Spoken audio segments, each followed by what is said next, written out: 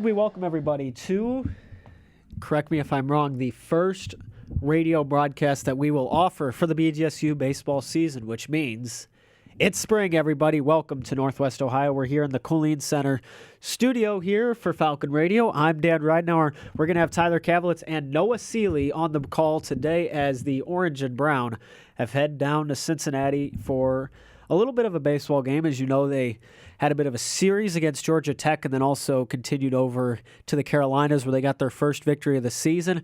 So a little bit of just interesting to start off the year, kind of seeing other MAC teams as well take on the SEC, as Kent State was able to get the upset victory over the Tennessee Volunteers earlier, as this game against Cincinnati should be a good one. So stick around. When we come back, we're going to give you all the updates, all the action between Bowling Green and Cincinnati. So don't go anywhere. You are listening to Falcon Media Sports Network baseball coverage on Falcon Radio.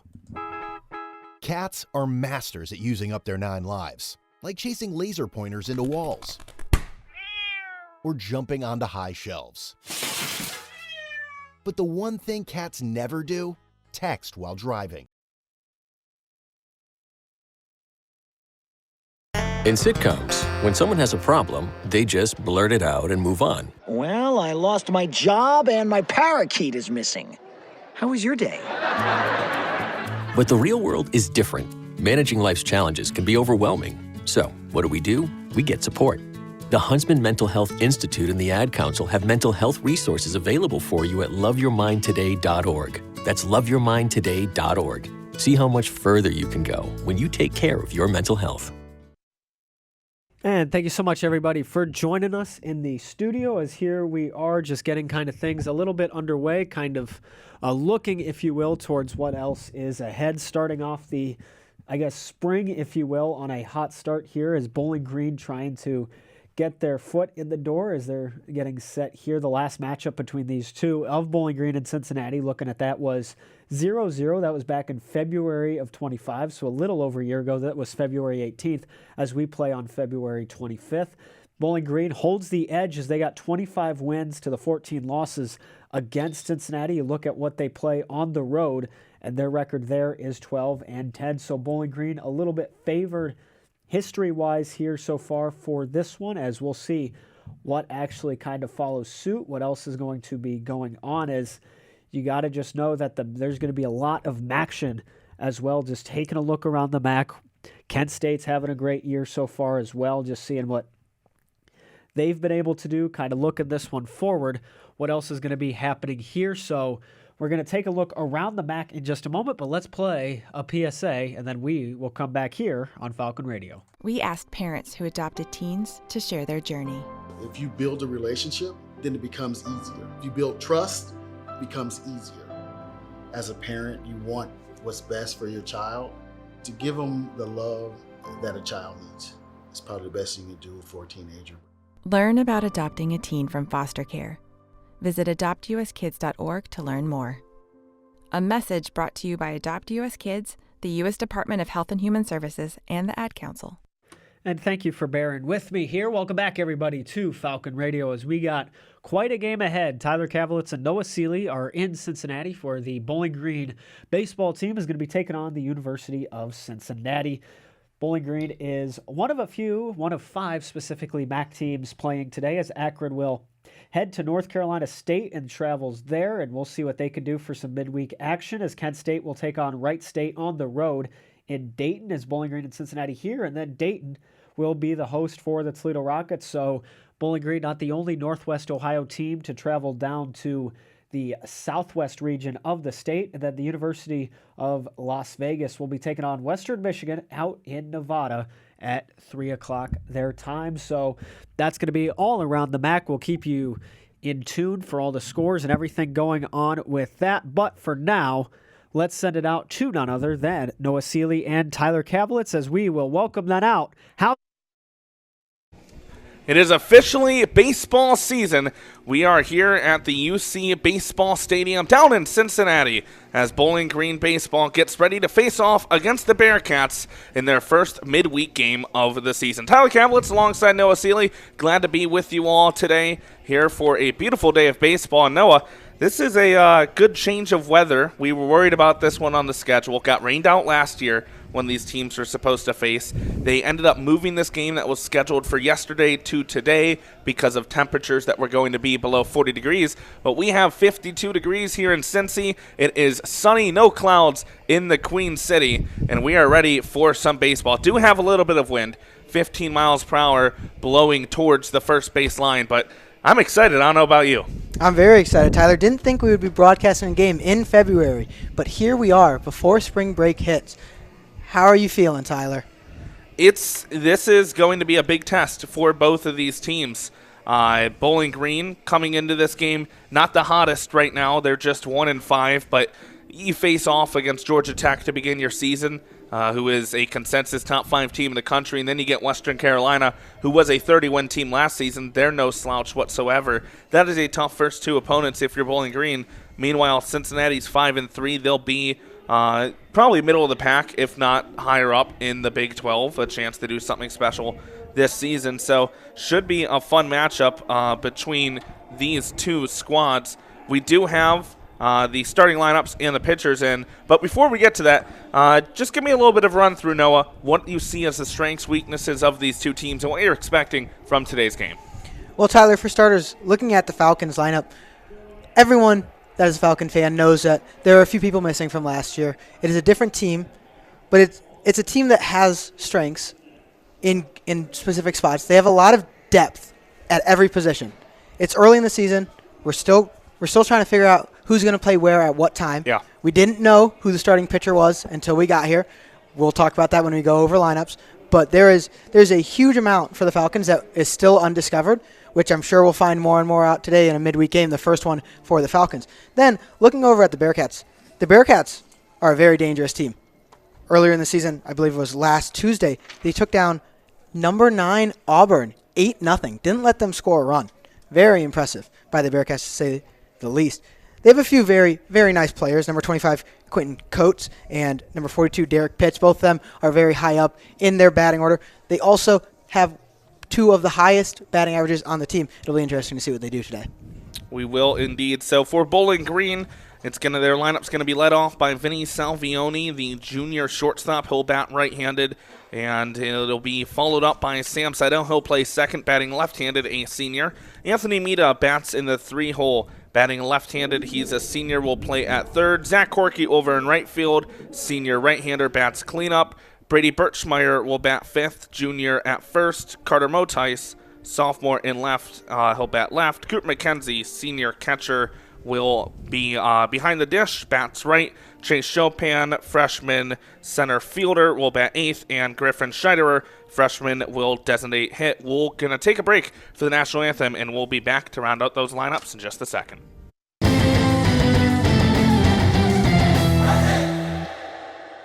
Remember, always be generous with the nutmeg. Just eyeball it. Okay. Mom's wisdom has served you well, but now it may be your turn to guide her. Hey, I'm worried about Mom. She keeps forgetting her famous sweet potato pie recipe. Some things come with age, sis. And some don't. Knowing the early signs of Alzheimer's in a loved one will help you make the best decisions for your family. Visit 10signs.org to learn the signs. Brought to you by the Alzheimer's Association and the Ad Council. Hey Falcons, are you ready to kick up your boots every Monday night? Tune in to Falcon Radio from 8 to 10 p.m. for Kickin' Country. 2 hours of the best country hits and hidden gems. Whether you're a die-hard fan or just country curious, we've got the tunes to get your week started right. Stream us live at bgfalconmedia.com. Falcon Radio. For Falcons, by Falcons. Join the Zig Zone Sundays from 4 to 6 p.m. on WBGU 88.1 FM. You know, Noah, wasn't expecting the national anthem right there, but that comes with the early season stuff. Usually the teams line up before there, but, you know, everyone has the early season things to figure out. So Coach is going to meet at home plate now, but we're going to fill you in on Cincinnati's starting lineup. It'll be led off by Jackson Smith, the left-handed batter. A sophomore will play second base. Derek Pitts bats second in right field, a sophomore right-hander. Quentin Coates will bat right-handed. The sophomore plays first. He'll bat third. Jack Natil will be behind the dish. The junior bats right-handed. He'll bat cleanup. Enzo Infelice will bat fifth. Designated hitter, freshman and right-hander. Ryan Tyransky bats sixth over in left field. He bats left-handed, a redshirt freshman. Jackson Reardon bats seventh over at third base, a freshman and right-handed hitter. Charlie Newhouse bats eighth over at short, right-handed hitter, redshirt sophomore. And Conlon Daniel is in center field, batting ninth, rounding out the order. Sophomore bats right-handed.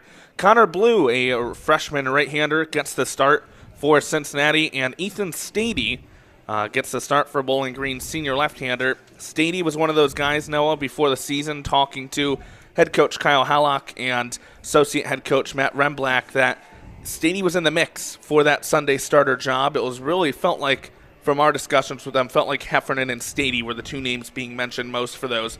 Heffernan has been the Sunday starter who has started double headers of Saturdays because they haven't gotten a true Sunday game yet.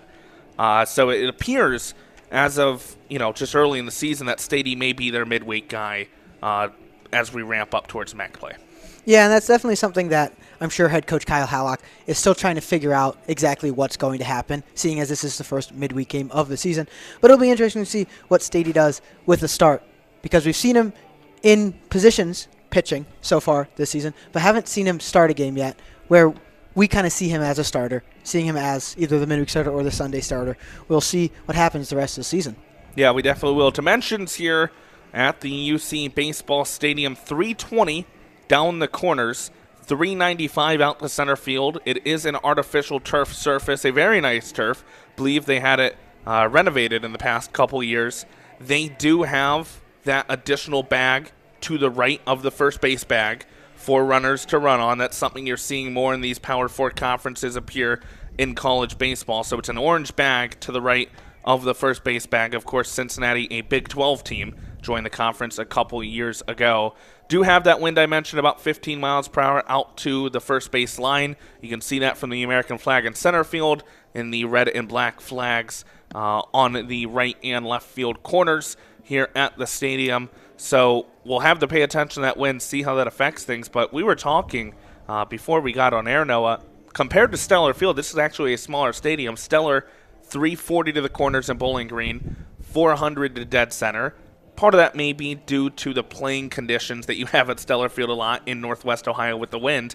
But still, a smaller field here. Would not be shocked if we see a lot of offense.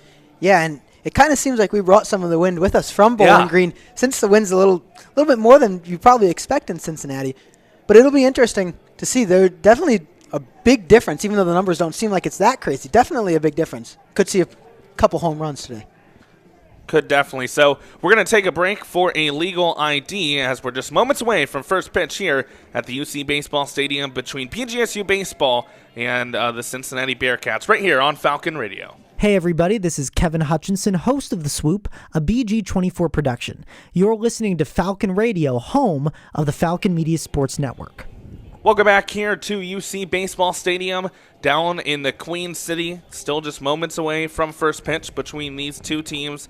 Umpiring crew today, Robert Howard is behind home plate. Mike Martin is over at first. Justin Birch is at second. And Justin Penix will be over at third base. So Noah, like we mentioned, not the hottest start for Bowling Green to begin the season. What would you like to see out of the Falcons in this one-off standalone game against Cincinnati, a very formidable Power 4 opponent? Well, Tyler, I think we talked about it a little bit.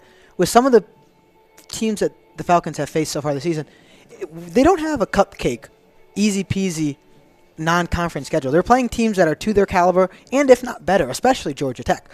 So I would expect head coach Kyle Hallock to come out here and play some guys that he might not see always, or we might not see always playing. One thing that I would say to start off is we have number 4, Chase Chopin in center field.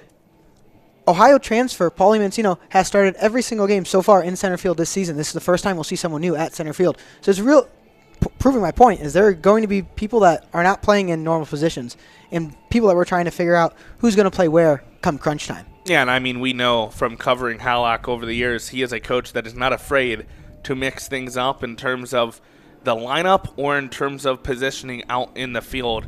he is not worried about that at all. So we're going to take a break here. When we come back, we're going to have first pitch between BGSU and Cincinnati here down in the Queen City. You're listening to BGSU Baseball on Falcon Radio.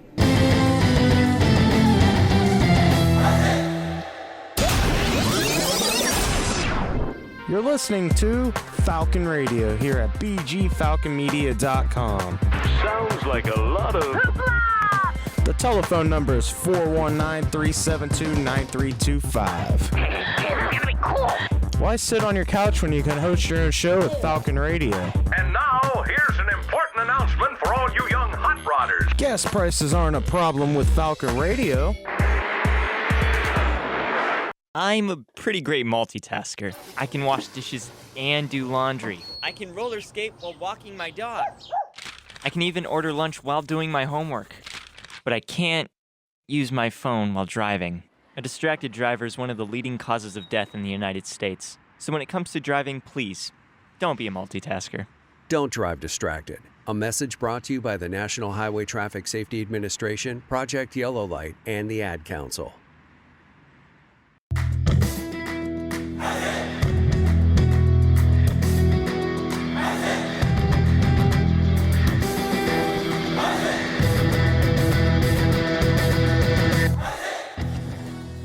Are you a fan of BG Falcon Media and the Falcon Media Sports Network? You can show your support for BGSU Student Media by donating at the bottom of the page of stories on bgfalconmedia.com.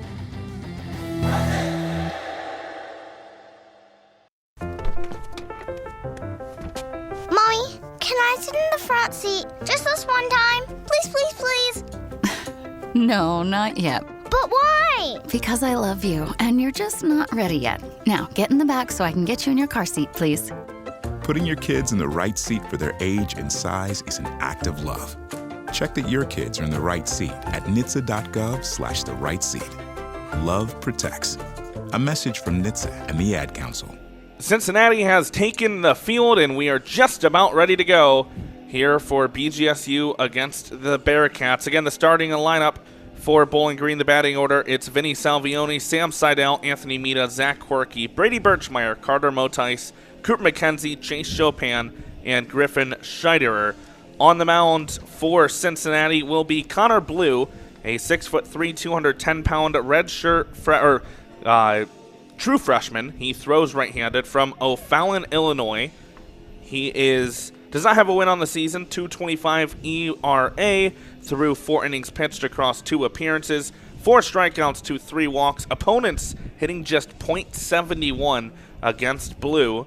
He last pitched on Saturday against UAB, went 2 innings, gave up just a run and a hit, struck out a batter, and walked 1 across 31 pitches. Yeah, Tyler, Blue's definitely going to be a dangerous pitcher on the mound today. The Bearcats have 4 guys that have each started 2 games so far throughout the season. Looks like we're going to be getting Blue tonight for the Falcons. And he was a guy that when I was going over prepping for this team, I was interested to see if they would throw him because we'll get into it, but he does have some impressive numbers across this high school and travel baseball career. So, into the box for Bowling Green is Vinny Salvioni, batting .261 to begin the season, 6 for 23 at the plate. From the windup is Blue. His first pitch misses high with the fastball. 1-0 to begin the count. Salvioni went 4 for 12 at the plate in 3 games against Western Carolina over the weekend. Fouls this one off to the right side. Count goes to 1 ball, 1 strike. In that series against Western Carolina, Salvioni had 3 doubles, drove in a run, walked once. He did strike out 5 times. The next pitch from the windup by Blue. Check swing by Salvioni. Did not go. Appeal down to first base umpire Mike Martin approves of that. So the count goes to 2 balls, 1 strike. The scoreboard actually showing 1 ball, 2 strikes. I don't believe that is correct. Pitch misses inside for a ball. Count to 2-2. Home plate umpire Robert Howard is trying to signal to go to 3-1. Scoreboard operator still not obliging, so the count is 3-1. Blues' next pitch is flied up just outside the infield. Settling under is the second baseman Smith, and he makes the catch for the first out of the game. Yeah, Salvioni, Tyler, one of those transfers outside of Bowling Green, came in after playing 2 seasons at Portland, has solidified himself so far this season as the starting shortstop, has played every single game at the shortstop position. Struggled there off that first at bat. We'll see how he does the rest of the game. So Sam Seidel, a left-handed batter, steps into the box. Seidel off to a roaring start to this year, batting .400 at the plate across his first 2 series. Looks at a ball outside on the first pitch of the at-bat. So far, it's very early on, but Natilli doing a nice job trying to frame these pitches behind the plate for the Bearcats. The next pitch, a nice frame job on the outside, gets it in for a strike. 1-1. One out here, top of the first between Cincinnati, Bowling Green. A pop out to second by Vinny Salvioni to begin things. The next pitch by Blue, a swing and a miss at the off-speed. Change of pace got Seidel. Seidel last season a .324 batter. That was his highest career batting average in his collegiate career in his 4th season with the Falcons. Grounds this one to the right side. Just past associate head coach Matt Remblach. So the count will stay 1 ball, 2 strikes. Sam Seidel, an All-MAC first-team selection 2 seasons ago. Also had a career high with 35 runs batted in last year, and that was through a campaign that he really suffered with injuries toward the end of it. Didn't end how he would have liked. The next pitch to him is popped up. Shallow right center field. 3 players converge. It's going to be the right fielder, Pitts, who calls off his teammates and makes the catch for the second out of the inning, and that will bring up Anthony Mita. Yeah, Tyler Pitts out there in right field is no stranger to these plays. He's made plenty of them in the right field and also doing plenty from the 2-hole for Cincinnati. Looking at Seidel, is no stranger to those good pitchers. Went 5 for 8 in the series against Georgia Tech. Nice start of the mound for Connor Blue. He'll face another lefty here in Anthony Mita. First pitch, catches the outside corner. Delayed call by home plate umpire Robert Howard. Blue will take it. 0-1 to begin the count on Mita. Mita, a redshirt senior. Played at Mount Olive and Maryland before Bowling Green. His dad actually played baseball at Campbell. Blue still going from the windup. His next delivery, down low for a ball. Always love a family with baseball in their bloods, Tyler. You see that a lot with these collegiate players, that a lot of them do have, whether it's their dad or their uncle or their grandparents, a lot of them do have collegiate baseball in their lineage.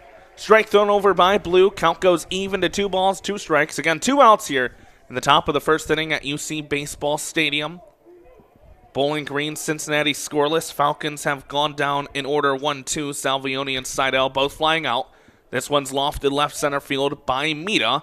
It's going to be taken by the left fielder Tyransky, and the Falcons go down in order in the top of the first. 1, 2, 3. It'll be Cincinnati leading things off with Jackson Smith, Derek Pitts, and Quentin Coates against Ethan Stady when we come back right here on Falcon Radio.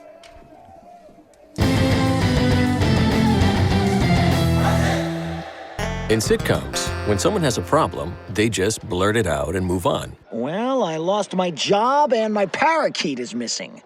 How was your day? But the real world is different. Managing life's challenges can be overwhelming. So, what do? We get support.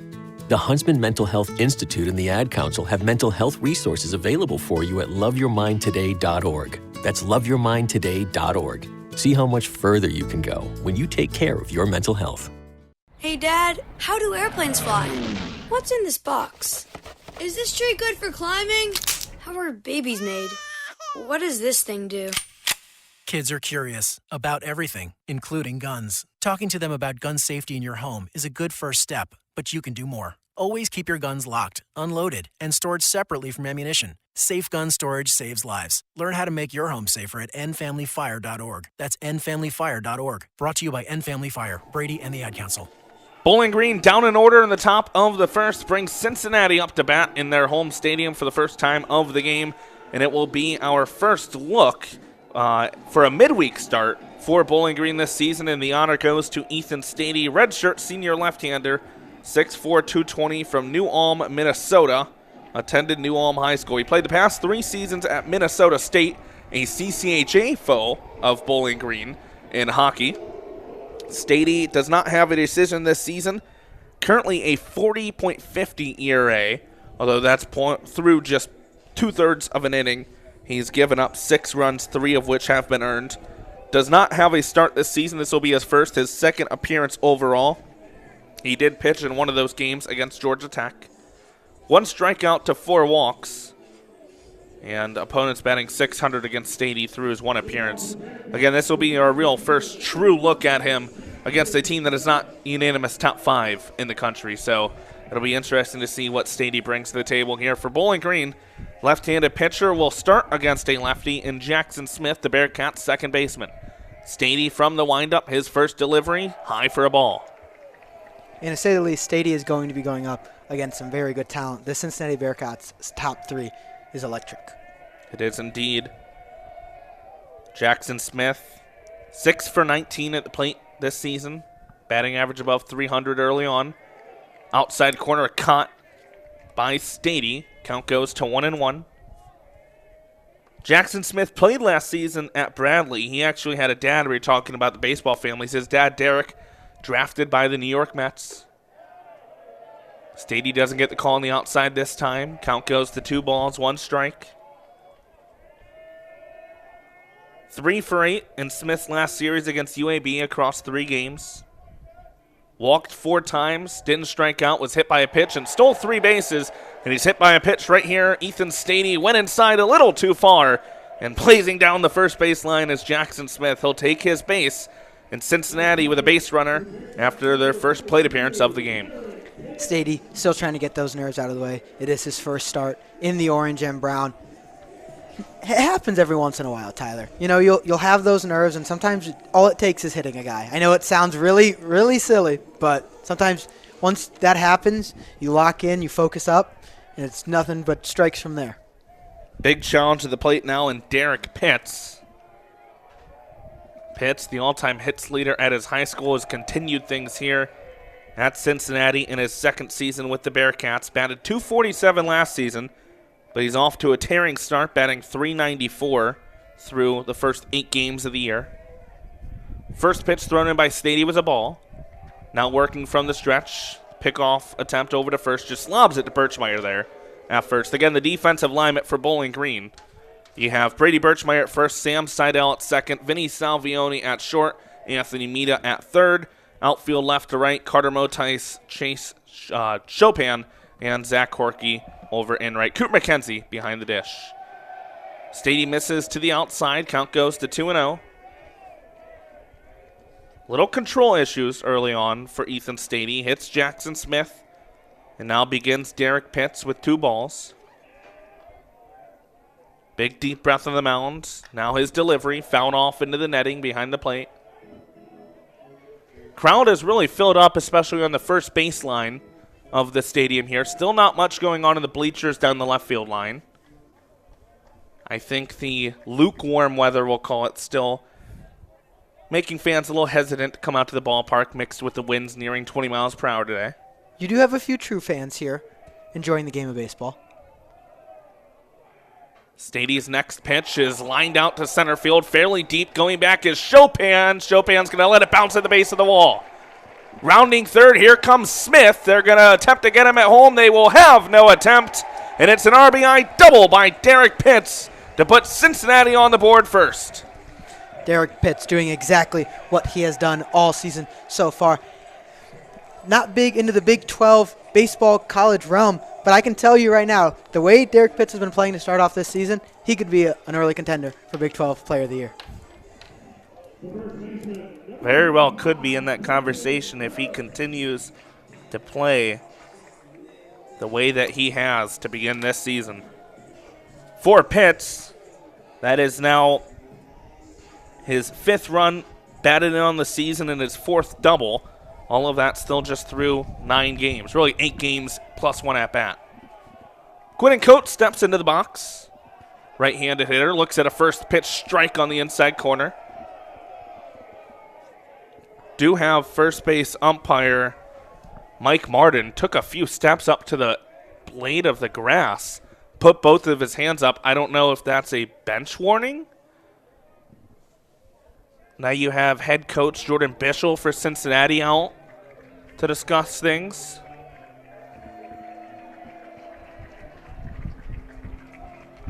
Not exactly sure what the call here is going to be. Okay, so we're going to have no pitch. That will be changed to no pitch on the strike. So the count resets to the 0-0. Interesting sequence there. So now the true first pitch to Coates is a big swing and a miss. Stady blows it by him with the fastball. Ethan Stady threw 10 games in relief last season at Minnesota State. 10.80 ERA, had a save, 9 strikeouts to 6 walks. One of the big transfer additions by Bowling Green and head coach Kyle Hallock. Stady's next delivery, down low and a bit outside for a ball. Count goes to 1 ball, 1 strike. Quentin Coates at the plate, Big 12 all-freshman team last season. Batted .315 across 34 games, 27 starts, and OPS over 900. 7 doubles, 6 home runs, 16 runs batted in. Lines it over to third base, but right there to make the catch is Anthony Mita for the first out of the inning. Big out there for Bowling Green with a runner in scoring position, already down 1-0. Falcons getting use of their transfer players early. Stady with the pitch, Mita with the catch. Pretty simple there for the orange and brown. Yeah, I mean, if you look at the players out there on the field right now for Bowling Green, your starting pitcher, your shortstop, and your third baseman are all transfers. So a lot of, basically the whole left side of your infield and the starting pitcher out there, new additions for Bowling Green this season. The biggest new class of players for head coach Kyle Hallock outside of his first season as head coach when the program came back from a 2-week hiatus. Hallock now in his 6th year leading the Falcons. It's a first pitch ball to Jack Natilli, the cleanup hitter to begin things. Off and running on a delayed steal is Jackson Smith, and he gets in there easily. Or apologies, that was Derek Pitts who stole the base. Smith was driven in by Pitts, so Derek Pitts gets a stolen base for the Bearcats, and he's just now 90 feet away from advancing the lead to 2-0 for Cincinnati. For Derek Pitts, that is his 6th stolen base of the season on 7 attempts. Absolute speed out there on the base path for Cincinnati, Tyler. It was a ball to Natilli, and now another one. This one down in the dirt with the off-speed. So 3 balls, no strikes for Ethan Stady against Jack Natilli. We're here, bottom of the first in Cincinnati. The Bearcats leading the Falcons 1-0 early. Runner on third for Cincinnati is Derek Pitts. It's Jack Natilli at the plate against Ethan Stady. He lines this one up the middle on the ground. That goes off the legs of Stady, and that's going to drive in Derek Pitts. Stady appears to be okay. It definitely looked like that clipped him on the legs after bouncing off the front of the mound. Flew all the way out into shallow center field before Seidel was able to grab it. So it will be an RBI single for Jack Natilli, and Cincinnati out to an early 2-0 lead.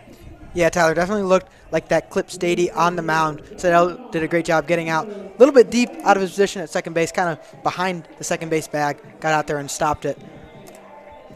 For Natilli, you can chalk it up as his 7th RBI of the season. That will bring up Enzo Infelice. Infelice awaiting the first pitch from Stady, looks at it inside, catches the zone for a strike. Infelice, a freshman, 6'2", 198 from New Lenox, Illinois. Great start to his debut campaign at the collegiate level, batting .324 across 8 games and 7 starts. Looks at a pitch down to the turf for a ball, 1-1. He had a hit in all 4 games he played against UAB in the latest series for the Bearcats. Looking to become a consistent member in this lineup all season long for Cincinnati. Fouls this one to the back. Tipped off the bat, so the count goes to 1 ball, 2 strikes. Bowling Green would love a double play here to get out of the inning if they could get it. Already trailing by a pair. One out here, bottom of the second. Jack Natilli on first base. The pitch by Stady is flown out shallow right center field. Nobody's going to get to it. That's going to fall. Natilli had to kind of wait in between first and second, so he'll only advance 90 feet, and it's going to be runners on first and second for Cincinnati with Ryan Tyranski coming up to the plate. We see right fielder Zach Corky getting his first touch of the ball of the game. Something that I feel like we probably should have mentioned when we were talking about the transfers is if you look at that right side of the infield and including Zach Corky in the outfield, those are the only 3 steady starters from last year that are in this front 9 for the Falcons. Chopin started at the beginning of the year, ended up getting injured, didn't see him the rest of the season. Carter Motice emerged back half of the season. So you're correct there. Cooper McKenzie was a backup to Garrett Wright, who is now transferred to Tennessee. First pitch of the at-bat. In there for a strike on the outside corner to Tyranski by Stady. Tyranski batting .267 this season through his first 5 games. A redshirt freshman, did not play last season, took that red shirt. The next pitch by Stady, same spot basically, just a little lower. Misses for a ball, 1 strike. Jackson Smith began this inning by being hit by a pitch. He came around to score an RBI double by Derek Pitts. Pitts was then driven in by an RBI single from Jack Natilli. Stady's next delivery misses out in the other batter's box for a ball. 2-1. Now the Bearcats with runners on first and second. It's Natilli still at second. Enzo Infeliz at first.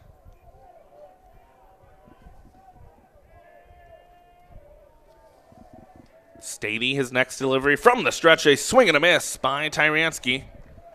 Count goes even to 2 balls, 2 strikes. 1 out here in this bottom of the second. 2-0 Cincinnati lead over Bowling Green. Bowling Green in their brown tops and their orange pants. Cincinnati in their red tops, white pants, and Stady locks up Tyranski with a pitch on the outside corner. Tyranski did not like it. Stady will get his first strikeout of the game. And for Ethan Stady, his second strikeout of the young season. Yeah, Stady really crossing up the Bearcat at the plate.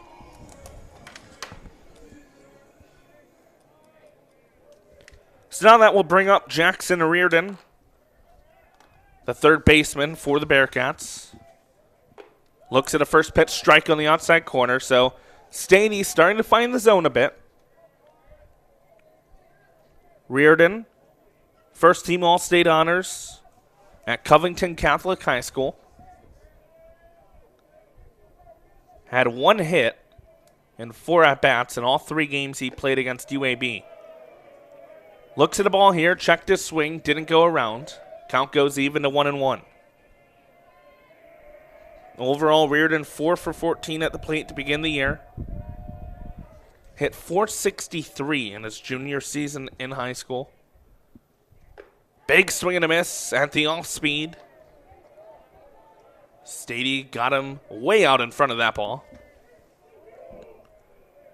Bit off balance as well as he fell towards the plate. So the count goes to 1 ball, 2 strikes.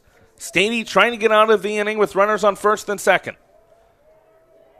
From the stretch, he comes set, he delivers. This one lofted out into right field, fairly deep. Going back is Horky, warning track.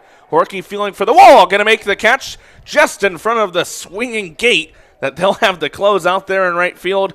But Bowling Green gets out of the inning. They do allow 2.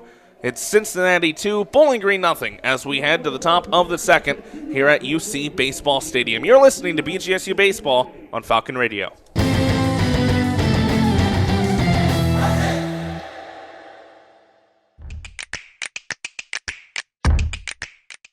My name is Malcolm Johnson Jr., senior wide receiver, and my Falcon 4 favorite NFL teams are the Ravens, because it's in my hometown, the Texans, because Stephon Diggs, and he's from Maryland, the New York Giants, because, well, I love their colors, and the Commanders, because my favorite NFL player is Sean Taylor. Go Falcons. Have you heard the news? Falcon Radio is celebrating Black History Month all February long in collaboration with the BGSU Black Student Union. There's danger out there. It lurks on highways and quiet neighborhood streets. It's more likely to kill you than a shark and more terrifying than the biggest snake. Distracted driving claims lives every day. Every notification, swipe, social post, video, or selfie while driving risks your life. So while you might think public speaking or the zombie apocalypse is scary, what's really terrifying and even deadly is distracted driving. Eyes forward, don't drive distracted. Brought to you by NHTSA and the Ad Council. Hi, my name is Emma Stransky. I'm a winger for BGSU women's soccer. My 4 favorite animals are ferret, because I have 2 and they're the cutest things ever. Falcon, because we're BG. Fox, because Chris Fox, our coach. And then a flamingo, because I think that they're pretty.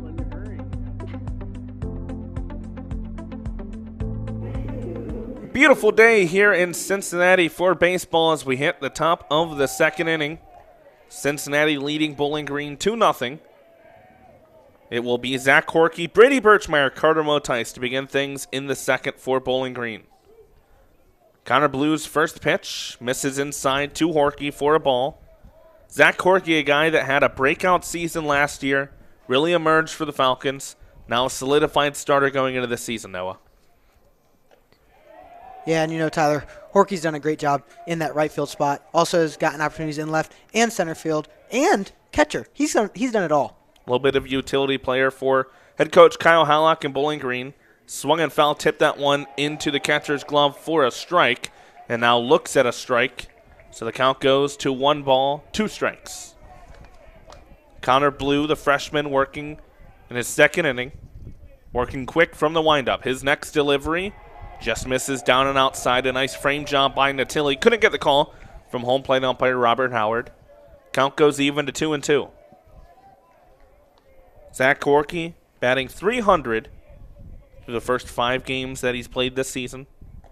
Looks at a ball down low on the outside corner of the plate. Count goes full to 3 balls, 2 strikes. First full count we've had here today.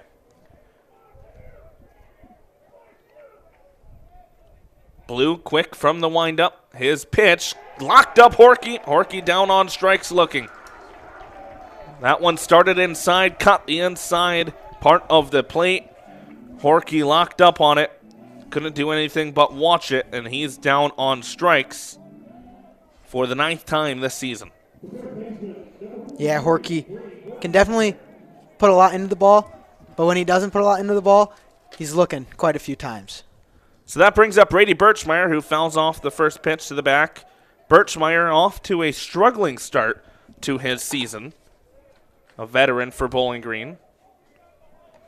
He's a guy that if the Falcons are going to have success, they're going to need some success from Brady Birchmeyer, some power generated from his bat. Blues next delivery on the 0-1 count. Misses down low for a ball, 1-1. One thing that we have seen head coach Kyle Hallock do multiple times so far this season is switch between Birchmeyer and Horky at that 4-5 spot, trying to figure out who's better where.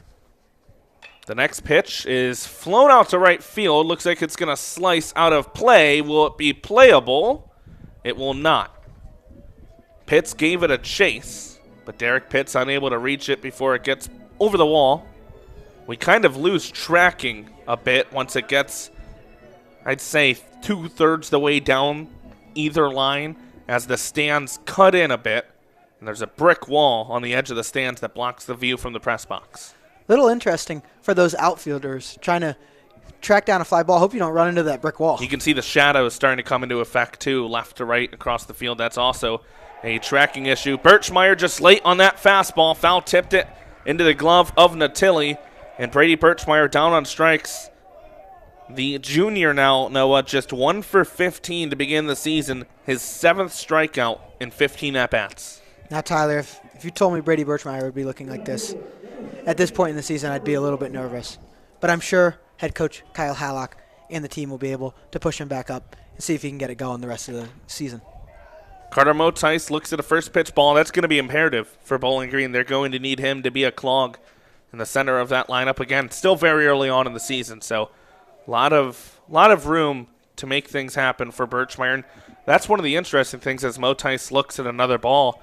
College baseball, your season's only about 50 games. An MLB season's 162 games. So if you think about the slumps that an MLB player can go into, if you go into that in college baseball, that's half your season that you have now just slumped away as Motice chops this over to the left side of the infield. Tyranski, a backhand, not able to get a Derek Jeter throw across the diamond in time. So it will be an infield single for Carter Motice to reach base. Motice, a part of that Larry Curley and Mo trio from last season. We're going to bring it into this season too. Tyler, Alex Laird, Brandon Curlis, and Carter Motice. Motice gets a hit, first one of the trio today. Yeah, and they're not going to be batting in order, it Not appears, anymore. at least early on, but they're still that freshman class, so nickname still holds. Without a doubt. Cooper McKenzie, the catcher, steps up to the plate, looks at a first pitch ball down low, fastball out of the hands of Connor Blue. That's the first hit of the game for Bowling Green, Carter Motice's single. Fourth hit of the season for Motice, now batting over 300 on the young year. The next delivery, chopped at the plate and found to the back by McKenzie.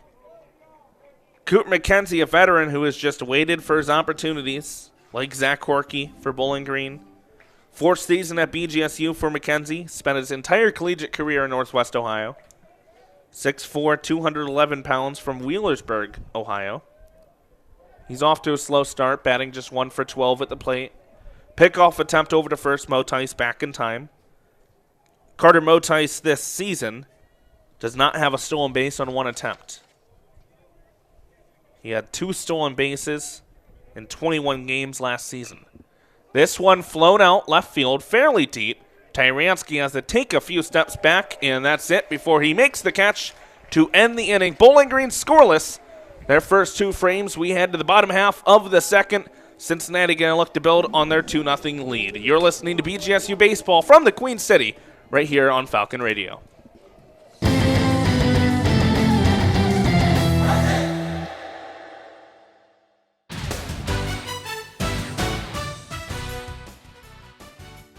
Hey, this is Nicholas Winholtz, executive producer of The Swoop. Make sure to tune into The Swoop, BG Falcon Media's live sports talk show, produced by BG24, every Thursday at 4:15 p.m., live streamed on the BG24 YouTube channel, and is always available afterwards at bgfalconmedia.com, your home for all BGSU athletics, news, and updates.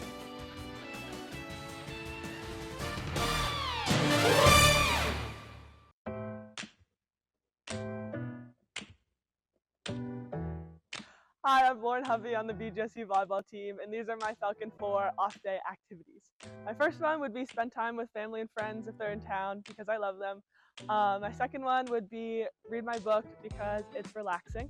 My third one would be go get coffee, because who doesn't love coffee? And my fourth one would be go get groceries so I can make food for the week.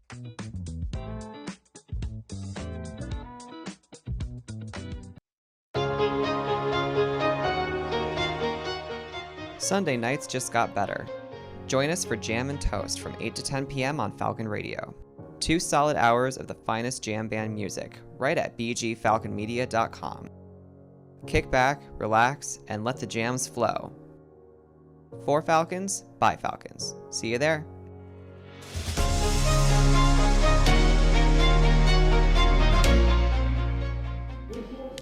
Charlie Niehaus, Conlon Daniel, and then back top of the order, Jackson Smith, 8, 9, and 1 in the order for Cincinnati, due up to begin the bottom half of the second inning here in Cincinnati. The Bearcats leading Bowling Green 2-0.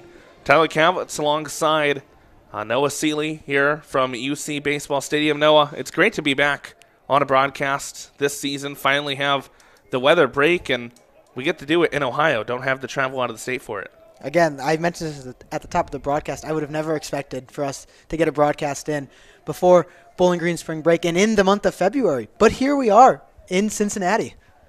2 quick strikes to Charlie Niehaus. The first one looking, the second one a big cut and a miss. So Niehaus down to the count early. And Tyler, may I just mention, the Cincinnati campus is beautiful. It really is. The backdrop of the field being the football stadium. Line drive out of center field. That's going to settle in front of the center fielder, Chopin. So that will be a leadoff single for Charlie Niehaus and Cincinnati. But you are correct, no, it is really a beautiful campus. I love how they have the athletic campus set up here. So, of course, you can't see it through the radio, but you have the basketball arena directly in front. Center field to right field is the basketball arena. And then left center field, you can see the football stadium, one of the oldest football stadiums in America. You have what appears to be some of the older part of campus out farther back in left field. And then right field, you get some of this city life. And then way beyond that is just the mountain terrain that is Southern Ohio. First pitch to Colin Daniel, fouled off to the right side. Yeah, and Tyler, I mean, we're going to travel to a lot of baseball stadiums this year. I think that it'll be interesting to see where each one ranks on our list of choices, because I feel like both of us being very high baseball knowledge guys love to see what they look like, love to see how they feel, how they play. It's great to see. I got to say, this one, great first impressions for me. Feels like a newer stadium, which is very nice, has that newer feel to it, even though it's been around for a little bit. A bunt attempt shown by Daniel. He pulled it back, but it's still fired in there by Stady for a strike, so he's down the count 0-2. This is the home opener as well for Cincinnati. So first time they've been in Ohio this season, along with the Falcons. Pitch misses outside by Stady for a ball.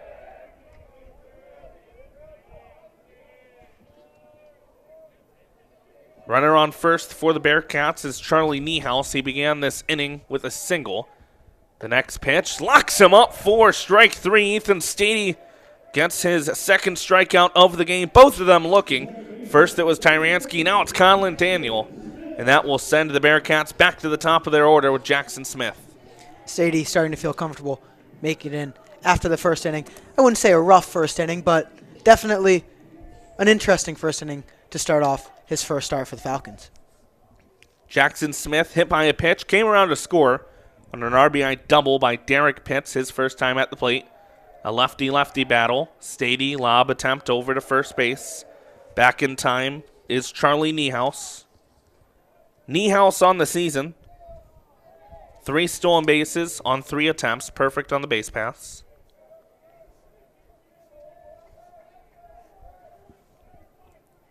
Stady working from the stretch with the runner on first. It's chopped over to the right side of the infield. Gloved by Seidel. He flips it out of the glove to Birchmeyer. For the second out of the inning, Niehaus does advance from first to second. So there's 2 outs for Bowling Green, and Cincinnati's got a runner in scoring position, and that will bring up Derek Pitts, arguably the most dangerous hitter on this team. He's already hurt Bowling Green today. Yeah, without a doubt, I would not expect anything less than Pitts to do something spectacular every time he's up to bat. But touching back on that fielding play, that 1-2 combo of Seidel and Birchmeyer, something we will see multiple times, not only this game, but for the rest of the season. Yeah, both of them very good fielders out there on the diamond. First pitch to Pitts is in for a strike. Pitts kind of turned away from it, thinking it was a little too far inside. Stady got the call from Howard behind the plate.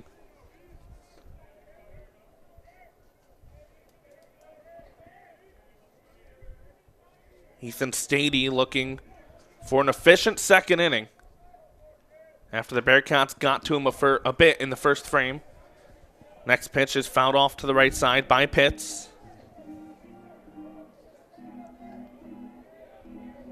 Derek Pitts has now reached base in 8 of his 9 games played this season. He's got multiple hits in 4 of his past 5 appearances. Dangerous batter to begin the season for Cincinnati. He lines this one up the middle. That will find the outfield turf, and that's going to bring home Charlie Niehaus. 2 RBIs early on for Derek Pitts. He's driven in 2 of Cincinnati's 3 runs. The Bearcats up 3-0 early over Bowling Green here in the bottom of the second. Tyler, the fans on the first base side just stood up and gave Pitts a standing ovation. That was incredible. Pitts looked over not only at them, at the dugout, had a little bit of a celebration. He's a dangerous player. So make it multiple hits now in 5 of the past 6 games. You can for Derek Pitts. Dangerous player might be an understatement for the way he has begun this season for Cincinnati. Brings up Quinton Coates, lined out to third his first time up. Off and running on the pitch was Pitts. It's grounded over to third base, fielded by Mita, and he fires a bullet over to Birchmeyer to end the inning. But Derek Pitts strikes once again, drives in another run on an RBI single. Cincinnati leads 3-0 over Bowling Green after 2 innings. We head to the top of the third. We'll have the introduction of our first trivia question of the season when we come back. You're listening to BGSU Baseball on Falcon Radio.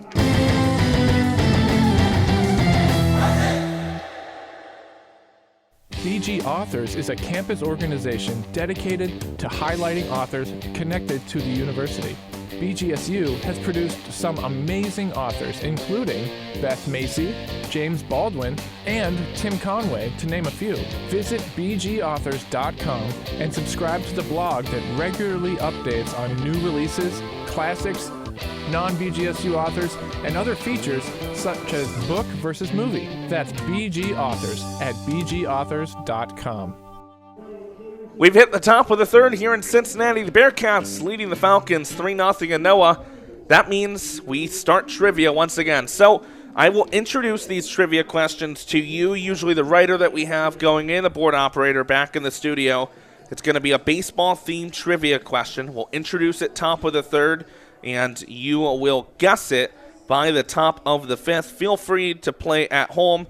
I'm also going to be posting these on my social media this year as well, so you'll get a chance to see them if you don't hear it fully the first time around. So again, you have until the top of the fifth. But Bowling Green recently getting their 1800th win as a program.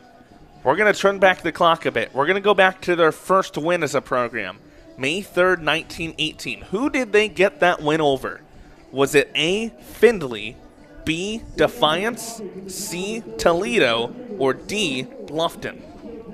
Again, first win for Bowling Green, May 3rd, 1918. Who did the Falcons get it against? A, Findlay, B, Defiance, C, Toledo, or D, Bluffton? Initial thoughts on that one, Noah? All right, Tyler. Initial thoughts right off the rip is Findlay. That's my initial thought. No questions asked. I will guarantee you that it's not Toledo. I've done this every time. I always say there's one guarantee that it's not, and 99% of the time, the guarantee that it's not is actually what it is. I do typically throw one in there. I'm not going to tell you which one it is, of course, but yeah, I do usually throw one in that is one that's not going to be close. I'm going to take the assumption that it was Toledo because Toledo, while it is our rival, probably wasn't the first team we won or beat. Swing and a miss by Mo Tice to the plate. Now looks at a strike. Behind the count 0-2. Or apologies, Chopin. It's Chopin, Scheiderer, and Salvioni beginning things for Bowling Green. Now looks at a ball. Count goes to 1-2. So for me, Tyler, I think as of right now, I'm going to go with Findlay. I'm going to think for a little bit longer, but my initial thought is Findlay. We have Vaughn Allum, who's writing for us in the back behind us. He's also going to say Findlay for now. Do we have, as this one's fouled off to the right side by Chopin, Dan Reinauer back in the studio, do you have any early thoughts of who you think? Kind of thinking just a little bit more on the Toledo side, but that does seem like a trick, so we'll see what it is. You guys have until the top of the fifth. We will see what that answer ends up being. The next pitch, the Chopin, just a bit inside, maybe a bit high as well. In honor. Count goes to 2-2. In honor of the former Falcon Media Sports Network member, Chaz McNeil. My goal is to get as many of these right as I can, seeing as he struggled with these. Yeah, Chaz is not the greatest. Swing and a miss by Chopin. Goes down on strikes. Third strikeout of the game for Connor Blue, who continues to look very solid for Cincinnati early on. Yeah, Connor Blue doing everything he can to keep this Falcon offense off the field in his third start for Cincinnati this season. Yeah, it's going to be interesting. We'll maybe see Noah Seeley in the field. We're going to go board ops and maybe combine right. I don't know. It's not as easy to do the trivia standings as it is for, I guess, Ben Korak's Pick the Stick for hockey, which is always entertaining to watch. Bunt laid down by Scheiderer, but foul down the third baseline. Bottom of the order for Bowling Green. Griffin Scheiderer, one of the additions for Bowling Green in the offseason. Freshman infielder ranked the number 9 shortstop in Ohio by Prep Baseball Report. Was a 2-time Prep Baseball Report All-State selection at Marysville High School out of Marysville, Ohio. Fouls this one off at the plate, goes down into his foot. So down the count is Scheiderer, 0-2. Just 2 at-bats on the season. He's 0 for 2. across 2 games. Only played in the final game of the series against Western Carolina. The next pitch to him, down low with the off-speed by Blue. Blue working out of the windup with nobody on the base pass. Count to 1-2. 1 out, top of the third. Cincinnati leading Bowling Green 3-0. They've out-hit the Falcons 5-1. The right-hander into his windup. His delivery lined over to the right side. That's going to be a single through to the outfield for Griffin Scheiderer. And for Griffin Scheiderer, that's his first hit as a Falcon. Tyler, if you're a freshman on this Falcon team, that's one way to get yourself into the lineup. Rather, you can't be on the field. Being a DH, getting yourself hits, being only the second hit against this Bearcat team is huge. It is indeed, and for Bowling Green, that's just their second base runner of the day, Carter Motice, the only other player to reach base through the first 2 innings with a single. Brings us to the top of the order with Vinny Salvioni. Looks at a first pitch strike. Salvioni popped out to second base to lead off the game. Reminder as well, said we have the trivia answer coming top of the 5th. We'll have some on this day in baseball history top of the 4th. So stay tuned for that as well. Off speed, catches the zone against Salvioni. Quickly down on the count, 0-2. We talked a little bit about it off air, Tyler, but obviously there's not as much on this day in baseball. You know why? Because it's February 25th and we're playing baseball, Tyler. I would have never thought this was possible in the state of Ohio. Pickoff attempt to first base back in safely is Scheiderer. Now the groundhog made his prediction. What was it? Only 23 days ago. Only about 3 weeks ago. Yeah. You would never. After that almost solidified no baseball. Somehow we're here. You believer in the groundhog? Is that what you're saying? Listen, I'm not going to debate that on here. Grounder up the middle, fielded by Connor Blue at the mound, goes for second for 1, throw off line to first, but the tag is applied by the first baseman Coates, and it's an inning-ending double play turned by the Bearcats. Bowling Green remains scoreless through the first 3 frames. We head to the bottom half of the 3rd. Cincinnati 3, Bowling Green still nothing. You're listening to BGSU Baseball on Falcon Radio.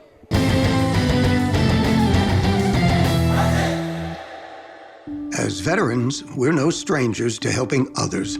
That's what we were taught, service before self. But we do have one question for the veterans listening. When was the last time you reached out for help?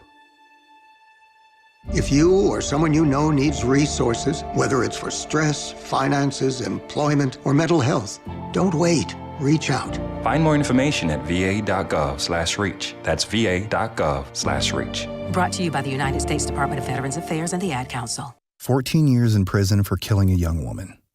A 15-year sentence for a crash that caused 3 deaths.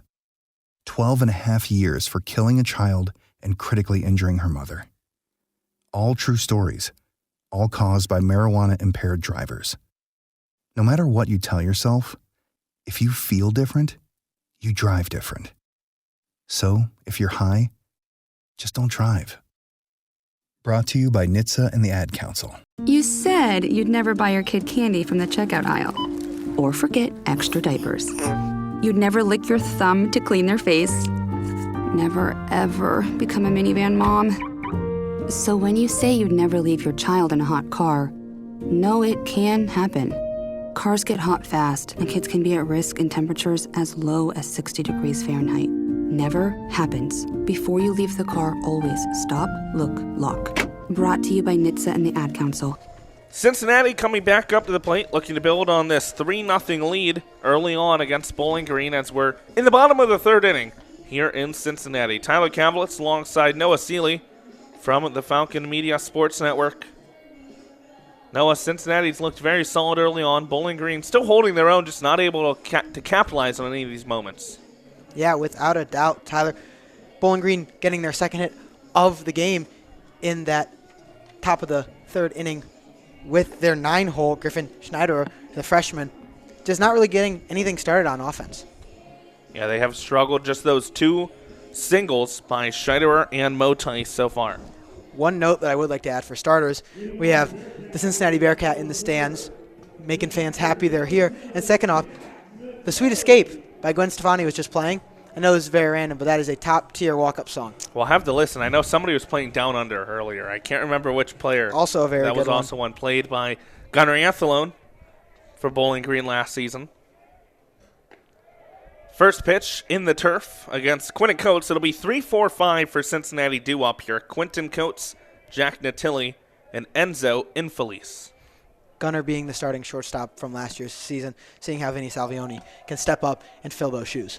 Yeah, Anthelone just a major addition in the end for Bowling Green, a guy that had to earn a spot early in the season and really about a third of the way through the season caught fire and never looked back. Grounded over to the left side of the infield, but foul by Coates. Count goes to 2 balls, 1 strike.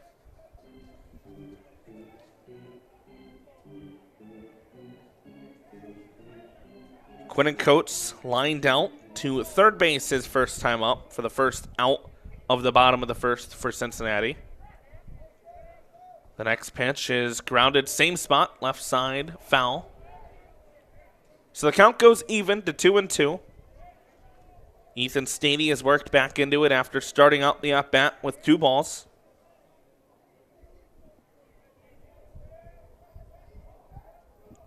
The next pitch by Stady misses for a ball outside.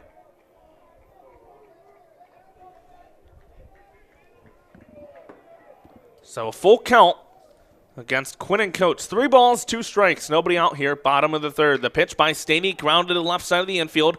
Fielded by Salvioni at short. Fires a bullet. Can't be dug out by Birchmeyer. Couldn't get the pick.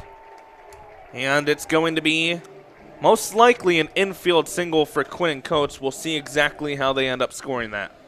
Yeah, definitely an interesting one there to score. Definitely thought it was pickable by Birchmeyer, but still not the greatest throw by Salvioni. We'll let you know when we get an official ruling on that. I believe, though, we are having some trouble with the live stats. So we'll get you an update with that one when we get anything. Live stats still displaying 1-0. So we'll go a single for now. That's how I would score that one. So we'll go by that book. Fouled off by Natilli. Natilli an RBI single in the first inning. Drove in Derek Pitts, who has 2 RBIs on the day. Those 2 players accounting for all runs scored for the Bearcats. Time called as we have, is that a soccer ball from the practice field? A soccer ball kicked into center field. Oh, my goodness. So Jace Chopin will grab that. He is going to run over to the left center field wall and chuck it over the wall. Well, listen, if Bowling Green men's soccer player Trace Terry was in center field, that would have been pretty cool. But he's not. Let's keep the soccer balls off the field. Let's play some baseball. Next pitch lined up the middle into the glove of Stady. He dropped it. Now looking for an optional flip at the second for the out. That's a scary one right there for Ethan Stady. Flew right into his glove, it appeared, then bounced out. He was able to pick it up. Appears to be okay. Flipped it the second for the out. He's now had a ball driven up the middle, flew off his legs, and now one straight at his glove. I'm not going to speak for Stady, but I'm going to assume that his life flashed before his eyes right there. That one was rocketed. The first one that we don't know for sure if it clipped him or not, that one, yes, it was hard, but it was not straight at the glove. That one was straight at the glove. Almost had a chance for that catch. Still made the out at second. So, out at second is Quinton Coates for the first out of the inning. Natilli reaches safely at first on that fielder's choice. We're going to have another stop here by the umpiring crew. Robert Howard pointing down the left field line for something, not exactly sure. It was a first pitch ball to Enzo Infelice to begin the at-bat. The next delivery, a big swing and a miss. Sped him up with the off-speed. Count goes to 1-1.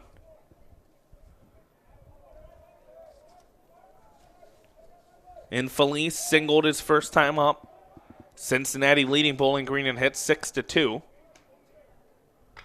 This one lined over to the first base side. Diving Birchmeyer can't get it. It'll go into the corner. Fielded by Horkey. Advancing from first to third is going to be Natilli. And the Bearcats have runners on the corners with just 1 out here at the bottom of the third. Fantastic hit by the Bearcats. Horkey with a quick relay into Seidel, keeping the runner at first and third. setting up for a very interesting first and third, which is pretty sure either the first or second time we've seen this today. That will bring up Ryan Tyransky.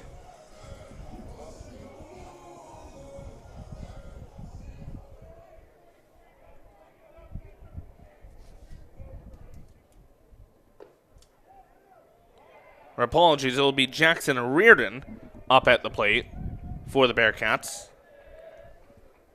Tyransky knocks down the shot to the right wall. As we see back-to-back balls thrown a little low by Stady. Gonna have a 2-0 count here. Still just one out in the inning. Stady working from that stretch. The lefty comes set, delivers, swing and a miss. Count goes to 2-1. A staple of baseball that is possible to see here is the possible pickle play. Don't know if it'll happen. Don't know when it'll happen in the season. It'll definitely happen at some point. Happens more often in college baseball for sure. Definitely. Stady's next delivery outside and high for a ball. 3-1. Control been a bit of an issue at times today for Stady. Hasn't walked anyone. Did hit the first batter of the game. And has got him behind in counts a few times today. The 3-1 pitch. There's the first walk of the game issued by Ethan Stady. So taking his base will be Jackson Reardon. And that will load the bases for Cincinnati. Brings up Charlie Niehaus, who singled, came around to score his first time up. And that's going to be force an infield meeting only, players only meeting for Bowling Green. All the infielders going to converge at the mound for the Falcons. Discuss the scenarios here with the bases loaded and one out. This is something that I personally, as a baseball fan, love to see. I love to see a crew of infielders and the catcher going and calming down their pitcher. Yes, Stady has bases loaded right now, but he has one out. A double play gets you out of it. Roll a ground ball to your shortstop. Roll a ground ball to your second baseman. Roll a ground ball to one of the corners. Your team has got your back. I'm going to assume that that's what the team told him. Stady is going to look to get out of this. Charlie Niehaus will be the batter. Chance to really break things open for Cincinnati. They lead Bowling Green 3-0. Bases loaded with just one out in the bottom of the third. Niehaus looks at a first pitch ball. Control really starting to become an issue for Ethan Stady.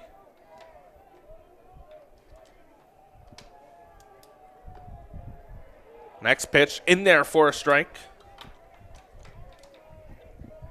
Count goes to 1-1.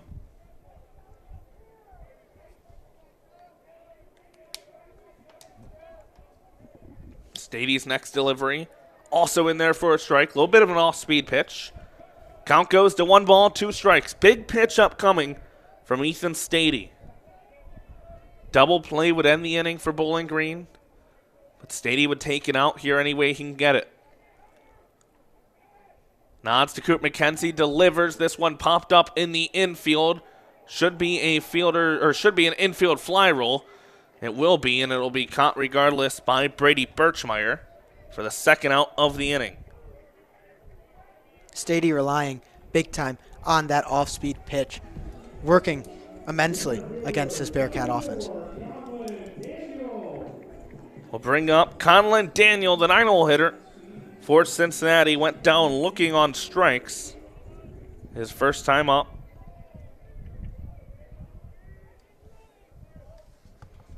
Daniel, a big hack and a miss at the plate. Conlon Daniel played last season at Wright State. He is a native of Cincinnati, Ohio. Back playing in his hometown. Looks at a ball on the outside. Played at Archbishop Moeller High School. Cincinnati reaching an NCAA regional last year for the second time since 2019. Just the second time overall since 1974. As Daniel check swings at a strike there. Conlon Daniel had a homer against Vanderbilt in the NCAA tournament last season. Biggest moment of his season. He's now down to the count to Ethan Stady, 1-2. The pitch down and outside for a ball. Count runs even. 2 balls, 2 strikes, 2 outs. Bottom of the third, Cincinnati leading Bowling Green 3-0. Bases loaded. Conlon Daniel at the plate going against Ethan Stady on the mound. The left-hander comes set, delivers. It's fouled off to the left side. We'll do it again at 2-2. Like you mentioned, Daniel had that home run against Vanderbilt in the tournament. But you know what's even sweeter than a home run in the tournament? Tyler, I have a question. What's your order from Denny's? Stady comes set, delivers down in the dirt for a ball. Count goes full to 3-2. And we have the biggest pitch of the game upcoming. A chant of one more ball comes from the first baseline. As Stady delivers, runners off, got him looking, strike 3. Stady gets out of the inning with the bases loaded as he strikes out Conlon Daniel looking for the second time today. We head to the bottom half, to the top half of the fourth. Bowling Green still trails Cincinnati 3-0, and we will have On This Day in Baseball History when we come back right here on Falcon Radio.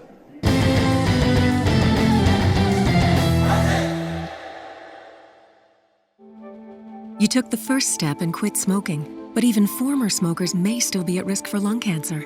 That's why SaveByTheScan.org wants you to know about a new low-dose CT scan that can detect lung cancer early. It takes only 60 seconds and could save your life. You took the first step, now take the next. Visit SaveByTheScan.org for a simple quiz to see if you're eligible and talk to your doctor about screening. SaveByTheScan.org is brought to you by the American Lung Association's Lung Force Initiative and the Ad Council. Back here in Cincinnati, Ohio, we've hit the top of the fourth. Cincinnati leading Bowling Green 3-0. And as we did all of last season, we will have some On This Day in baseball history here in the top of the fourth. So, first of all, February 25th, 1880 is where we're going to start. We did mention there's not a ton here because February 25th, not a ton of baseball has been played in Major League Baseball's history. But February 25th, 1880, Yale University chooses not to join the American College Baseball Association because of professional players on other teams. Then we'll skip forward here to 1946 on this day. Ted Williams, back from the military, in his first spring training pitch that he sees, he hits it for a home run. Ted Williams, of course, arguably the best pure hitter this game has ever seen. Also on this day in 1946, the Chicago White Sox handed out their first media guide to beat writers. It was only 17 pages long, and it was the creation of Marsh Samuel, according to historian Peggy Beck. So that project intrigued the owner of the Cleveland Indians at that time, Bill Veeck, who created numerous things. Also the man behind just a ton of... Look into Bill Veeck. You won't be disappointed with some of the stuff he created. But he hired Samuel away from the White Sox to create a media guide for the then Cleveland Indians. Back to action here. Sam Seidel, a single up the middle to begin the action for Bowling Green. So Sam Seidel stays hot at the plate. And then finally, on this day in 1957, the United States Supreme Court decides 6-3 that baseball is the only professional sport exempt from antitrust laws. The issue arises when pro football seeks similar protection from the laws. Tyler, going all the way back to the 1800s is very interesting. I mean, that's a while ago. It's always interesting to look back on that stuff. Yeah, without a doubt. I would encourage anyone, though, look into Bill Veeck and the crazy stuff that he did. He was all about promoting. There was, when opposing teams would come into play, he would move the outfield walls, infield or outfield, depending on if that team was a good power hitting team or not. He did a lot of things that would never have a shot of flying in today's era. But very interesting. Oh, for sure. Got a stoppage here. Another soccer ball. At the plate. Is it actually? Yes, there it it is. It's in center field. This one going to be picked up and thrown high over the batter's eye Is that by Conlon Daniel in center field. Trevor Bauer just sent his baseball out to the back. I was going to say, he got that one high over the batter's eye. Really did. That's not even onto the soccer fields. That's just onto the concourse around the basketball arena. Oh, kids could be chasing that one for days. This must be a common occurrence at UC Baseball Stadium. If he was upset. Yeah, it looked like some anger on that throw. Definitely. He didn't seem happy about that one, so I don't know how common it is. Daniel clearly has had that happen to him before. The next pitch from Blue misses for a ball. 1-1 count on Anthony Mita. Flew out to left field to end the first inning, his first time at the plate. Blues next delivery. Outside for a ball once again. Live stats now show 2-0 Cincinnati, so we're making progress. 1 run away from being correct. We'll give it maybe another 30 minutes and see if that changes anything. Pickoff attempt over to first. Back in time, Sam Seidel. Seidel can run for Bowling Green. 42 career stolen bases for the Falcons. 9th all-time in program history. Just 2 away from tying Glenn Honeycutt, who played for the Falcons in the 60s, in the 8th spot for the program leaderboard. Seidel reached that in the series against Western Carolina, having 2 steals in those 3 games. Yeah, he's really made an effort to steal bases early on the season. 6 for 7 on stolen base attempts for the Falcons. Matt Remblack, the associate head coach, preseason as Seidel's off and running again. The throw down. Not in time. Seidel swipes another bag. Now 7 for 8 on the year. It's Sam Seidel, but what I was getting to is Remblack said that he thinks Seidel could steal up to 15 bases this year, and we're looking here. This is 7th game of the season. Seidel's already at 7 stolen bases. Another thing that the coaches did talk about preseason was talking about causing chaos. And one of those ways is through stealing bases, making the pitchers feel uncomfortable. Grounder over to the first base side, fielded by Coates. He'll step on the bag for the out. So Anthony Mita grounds out, but he does his job. Gets Sam Seidel over to third base. So first run of the game for Bowling Green, standing just 90 feet away. Down the third base line. Brings up Zach Horkey. Horkey off to a good start in the year. 7 for 21 at the plate, batting .333 on the young season. Or apologies, 6 for 21 at the plate, just below 300 on the year. Looks at a first pitch strike. Struck out looking his first time at the plate. If there's been one thing he's struggled with early in the season, it has been strikeouts. 9 strikeouts already for Horkey in those 21 at-bats. Something that Horkey also struggled with last season. Lines this over to short. Going to be fielded by Niehaus. The throw is in time to first, but that brings Sam Seidel home. So give an RBI to Zach Horkey. That will be his 5th run batted in of the season. And Sam Seidel comes around to score for the 5th time this year. And Bowling Green is on the board here in the top of the 4th, now trailing Cincinnati 3-1. 2 names that the Falcon faithful have obviously heard before, Seidel and Horkey getting it started down in Cincinnati. Going to be 2 very important pieces for the Falcons all season long. First pitch is a ball to Brady Birchmeyer. Birchmeyer lines it up the middle. That's what you love to see from Brady Birchmeyer. Just his 2nd hit of the season. Hopefully for Bowling Green, that's the start of Brady Birchmeyer figuring things out at the plate. Looking from a hitter's perspective, Tyler, sometimes all you need is seeing one hit through the middle, find the grass, in this case the turf, of the outfield. And that's exactly what happened there for Birchmeyer. And that's what you love to see from a player when they can send it straight back up or send it opposite way and stay on the ball, not do too much. Brady did just that. Which is something we see from Brady on multiple occasions last season. Carter Motice, left-handed batter up to the plate, looks at a first pitch ball. Motice singled his first time around. Bowling Green with as many hits in this top of the 4th as they did in the previous 3 innings combined. Motice grounds it down the first base line. Just foul past a diving Coates. So the count moves to 1-1. 2 outs here in this top of the 4th. Cincinnati 3, Bowling Green 1.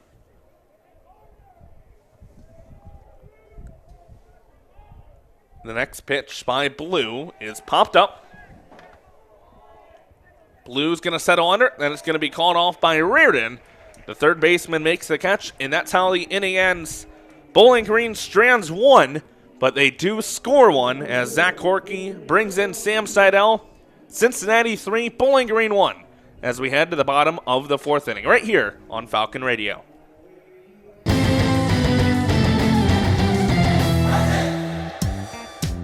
When I smoke weed, I get lost in the music. I like to isolate each instrument. The rhythmic bass, the harmonies on the piano, the sticky melody. Hey, careful, babe. There's someone crossing the street. Sorry, I didn't see him there. If you feel different, you drive different. Don't drive high. It's dangerous and illegal everywhere. A message from NHTSA and the Ad Council. Mommy, can I sit in the front seat just this one time? Please, please, please. No, not yet. But why? Because I love you, and you're just not ready yet. Now, get in the back so I can get you in your car seat, please. Putting your kids in the right seat for their age and size is an act of love. Check that your kids are in the right seat at nhtsa.gov/the right seat. Love protects. A message from NHTSA and the Ad Council. BG Authors is a campus organization dedicated to highlighting authors connected to the university. BGSU has produced some amazing authors, including Beth Macy, James Baldwin, and Tim Conway, to name a few. Visit bgauthors.com and subscribe to the blog that regularly updates on new releases, classics, non-BGSU authors, and other features such as book versus movie. That's BG Authors at bgauthors.com. Back here in Cincinnati, Tyler Kavlitz alongside Noah Seeley from the Falcon Media Sports Network. We go to the bottom of the fourth inning. Top of the order for Cincinnati, Jackson Smith, Derek Pitts, Quentin Coates due up for the Bearcats.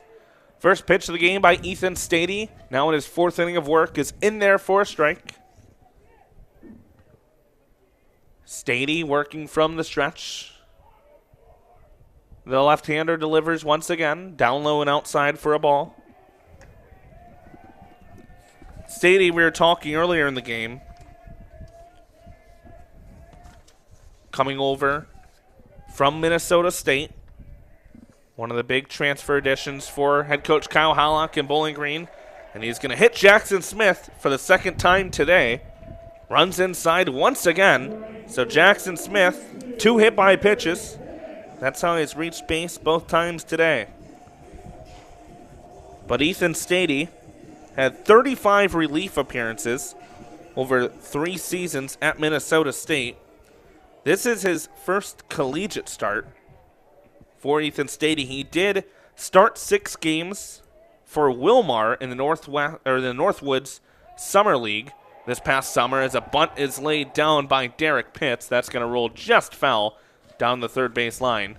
But across those 6 starts in the Northwoods Summer League for Ethan Stady, he went 3-0, had a 150 earned run average, struck out 43 batters and walked just 15 across 30 innings of work. Yeah, Stady getting the work done before his time at Bowling Green. Trying to do even more here with the orange and brown. Trying to really continue and carry over that momentum from this past summer into this season. 0-1 pitch, bunt laid down again, but foul once again by Derek Pitts. Very interesting take here by the Bearcats using Kyle Pitts. Using Pitts. Not exactly Kyle Not Pitts. exactly Kyle Pitts. When I was thinking about it while I was writing the preview, I was thinking, man, I like this guy because his last name is Pitts, like Kyle Pitts. But the Bearcats using Pitts bunting, which is really interesting because he's one of the best hitters in their lineup. Does have 5 stolen bases on the season, so he does have speed.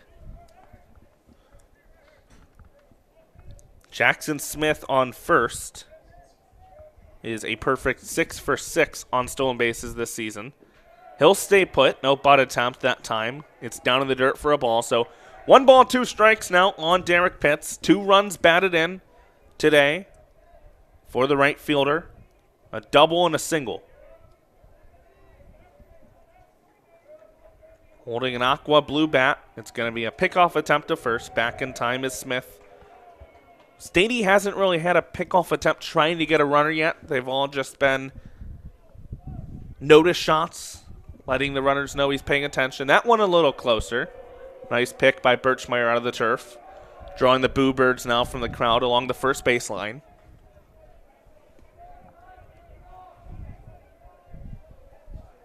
Stady delivers to the plate now. It's going to be grounded third base side. It's going to bounce out of the glove of Mita, who slid behind the bag to try to get leather on it. And that should most likely be an infield single for Derek Pitts. Yeah, very interesting try there by Mita.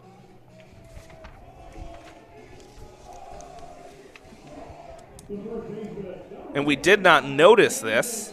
Live stats still not exactly up to date, and we did not hear the announcement. But I do believe that may be a different pitcher into the game for Bowling Green, and that may be Luke Krause. One way or the other, we're going to have a quick meeting from head coach Kyle Hallock, bringing in the entire crew.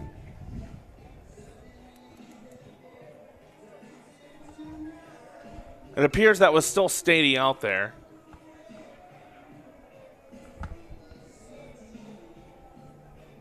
So we're going to take a break as we have a new pitcher into the game. Nonetheless, for Bowling Green, we'll update you when we come back. As it stands right now, Cincinnati 3, Bowling Green 1 here at the bottom of the fourth on Falcon Radio.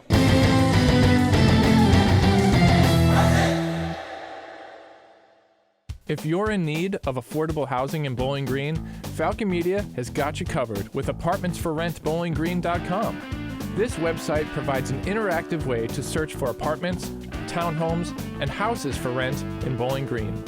Housing gets secured quickly in Bowling Green, so it's never too early to start your search for a great place to live near campus. Take the hassle out of apartment finding. Visit apartmentsforrentbowlinggreen.com. Brought to you by BG Falcon Media.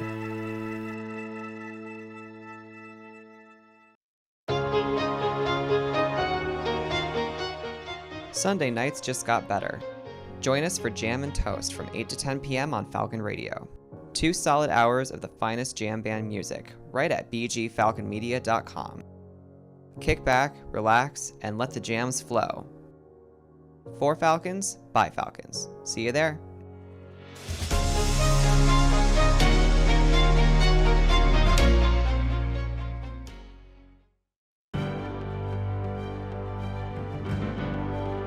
BGSU football and head coach Eddie George have made numerous changes to their coaching staff preparing for the 2026 There's season. danger out there.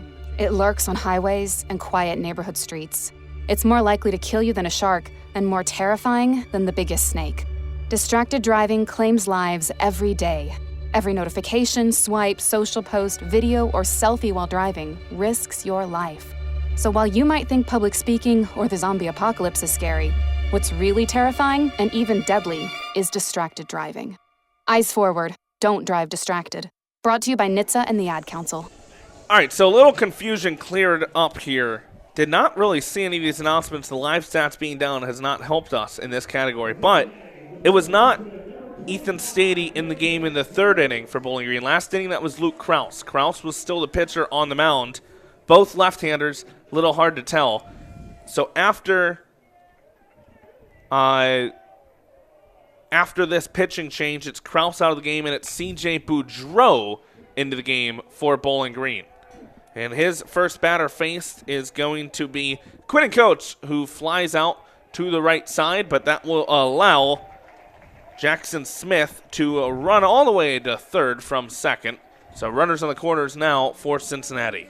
Now listen, Tyler, we're not in the catwalk at Miami of Ohio, but we're still pretty high up. It's hard to see those numbers.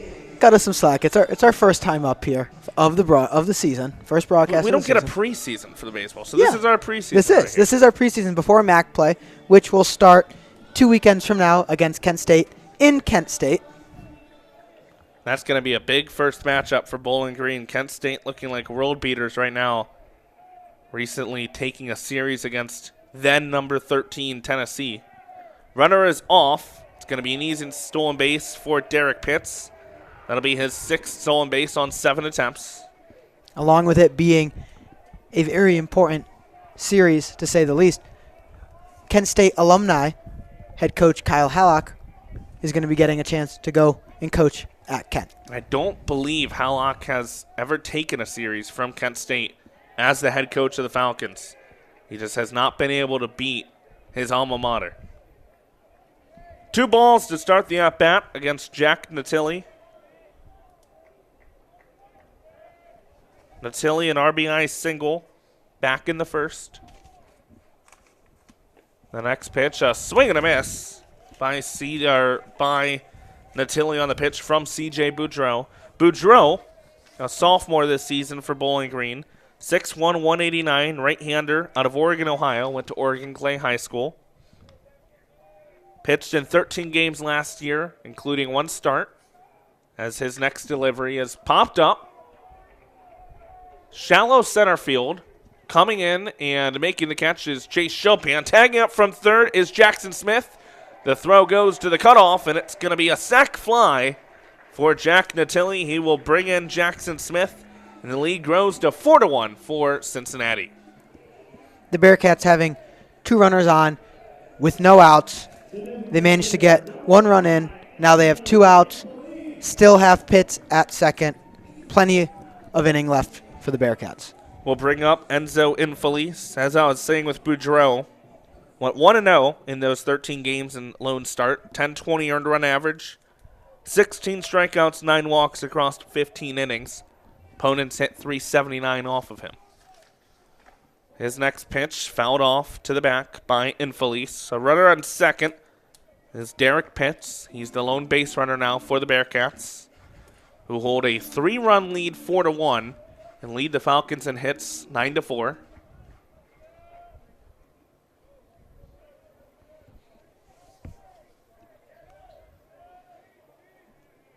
Boudreau comes set, delivers to the plate, misses inside with the ball.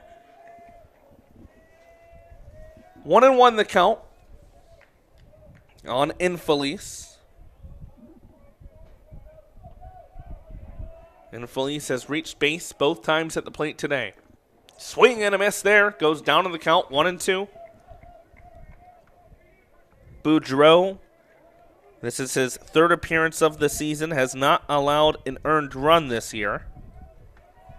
1 2/3 innings pitched coming into today's game. Through 2/3 of an inning on Saturday against Western Carolina. Gave up 2 hits across 9 pitches. This pitch is found to the back by Infeliz. Pitts was off and running, trying to get to third. Possibly a hit and run there for the Bearcats. Hit and run, very possible scenario there, Tyler, with there being 2 outs. Just trying to get Pitts as close to home as possible. So Boudreau comes set, 1-2 count with 2 outs. This one chopped to the left side. McKenzie will touch it foul. So we'll stay at 1-2 and do it again. McKenzie and Boudreau running over there, trying to knock it down, not let it get into fair play. Because that's a tough play going down the third baseline, trying to throw it backwards to Birchmeyer. And if you notice with Boudreau, no light blue glove this season. Sported a blue glove all of his freshman campaign. Now to a lighter brown tan glove on the mound. Boudreau gonna step off the mound, go to second. Won't throw, but will turn around. Derek Pitts gives the Dikembe Mutombo. No, finger wag. Now, Tyler, if Boudreau still had his blue glove on, we'd definitely be able to tell he was the one pitching. I can tell you that right now. Ball's in the dirt to Infeliz. Count goes even to 2-2.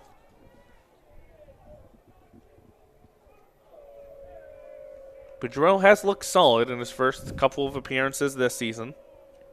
Could be a guy that could be set for a big breakout year if he can put everything together in a sophomore campaign. Ground ball chopped to the right side, fielded by Seidel at second. He'll throw to Birchmeyer for the out. But Cincinnati adds another run here in the bottom of the 4th. They now lead the Falcons 4-1. We head to the top of the 5th. We'll have the answer of our trivia question that I posed in the top of the 3rd when I come back after this short break. So listen for that. Cincinnati 4, Bowling Green 1. We head to the top of the 5th on Falcon Radio.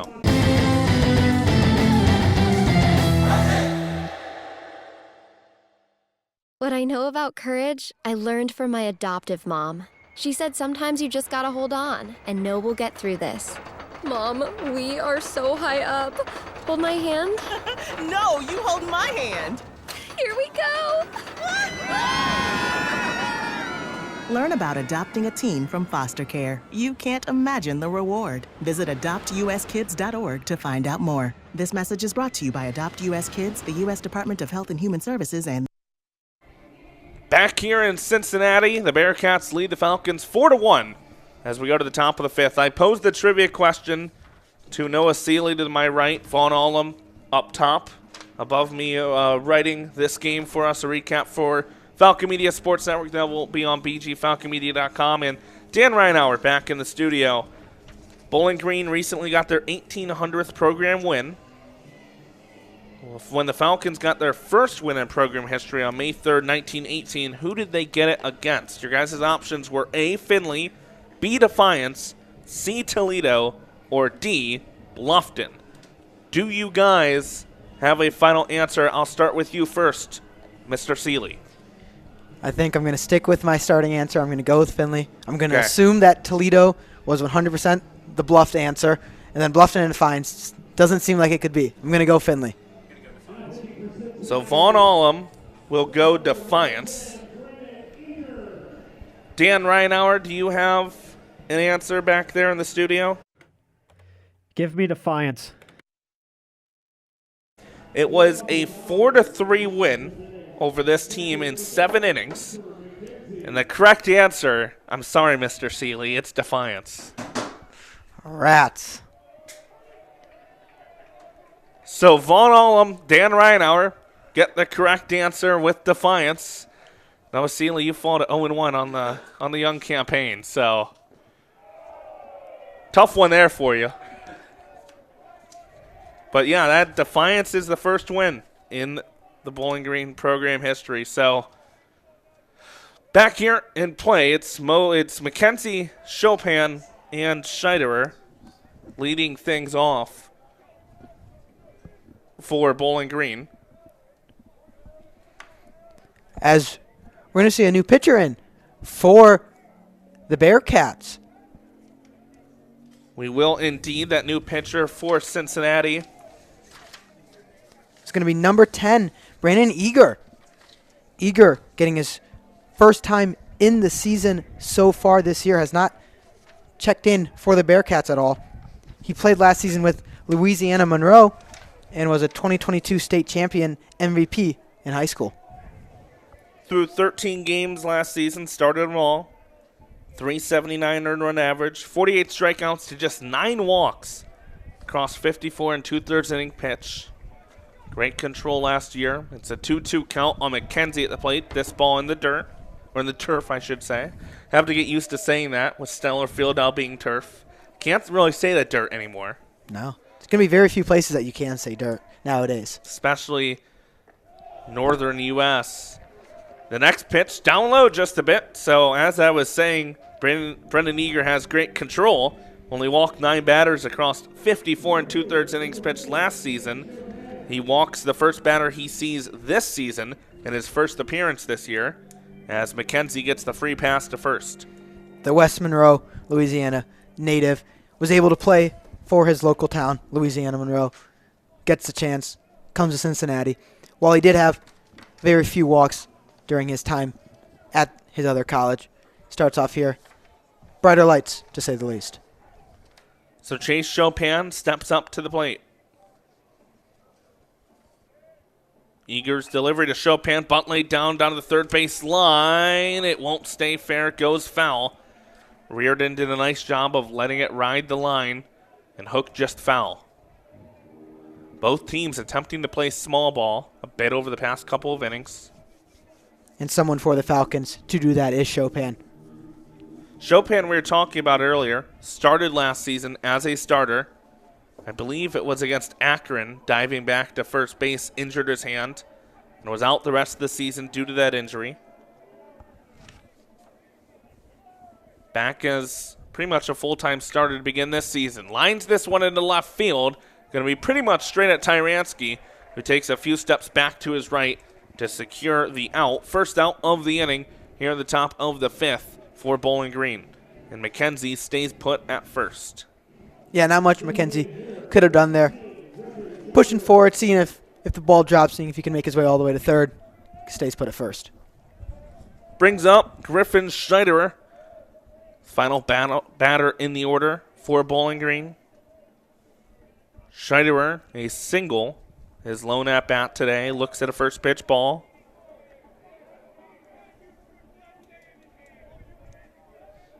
Griffin Schneiderer, .416 hitter with a .510 on-base percentage in his senior season of high school. Lays down a bunt, but foul to the left side. Both teams struggling to get a bunt in play. Over his career in high school, Schneiderer had a .330 batting average and a .430 on-base percentage. Also a solid fielder his final year, a .971 fielding percentage. Only played in one game each in the series against Georgia Tech in Western Carolina. 1-1 count on him now. The pitch is fouled off to the right side. Nice appearance by Connor Blue today from the freshman for Cincinnati. Seemed like he did pretty much everything the Bearcats asked of him. 1-2 count now on Schneiderer at the plate. Still just one out here in this top of the 5th. The pitch is flown out, shallow left field, coming in and making the sliding catch as he slides into the wall. In front of the stands on the left side is Tyranski, the left fielder. A tremendous catch. Ball popped out after he was trying to get back up. The third base umpire, Justin Penix, does signal that it was secured as a catch. So a tremendous play by him in left field, coming in to make the catch. That will be the second out of the inning. That'll take it to the top of the order for Bowling Green with Vinny Salvioni, who has yet to reach base across his first 2 plate appearances today. Tyranski did get really close to that wall that we had mentioned about, the brick wall that sticks out a little on the sides. First pitch to Salvioni, misses for a ball outside. Vinny Salvioni took a gap year last season, paused his baseball career for a season after 2 seasons with Portland. Back in action at Bowling Green this year. Looks at 2 balls to begin the at-bat. And you really wouldn't know if you weren't told that by watching him play. Batting .261 through his first 6 appearances coming into today's game. Multiple hits in 2 of the 3 games he played against Western Carolina. The next pitch is popped up. Shallow right field. Going out for it was Smith, the second baseman, but it's Pitts, the right fielder, who calls him off and makes the catch. So after a walk of Coop McKenzie to begin the inning, Brennan Eager sets down the next 3 in order with 3 flyouts. That's how the 5th inning, top of the 5th inning, comes to a close. We head to the bottom half of the frame. Cincinnati looking to build on their 4-1 lead here at Cincinnati on Falcon Radio.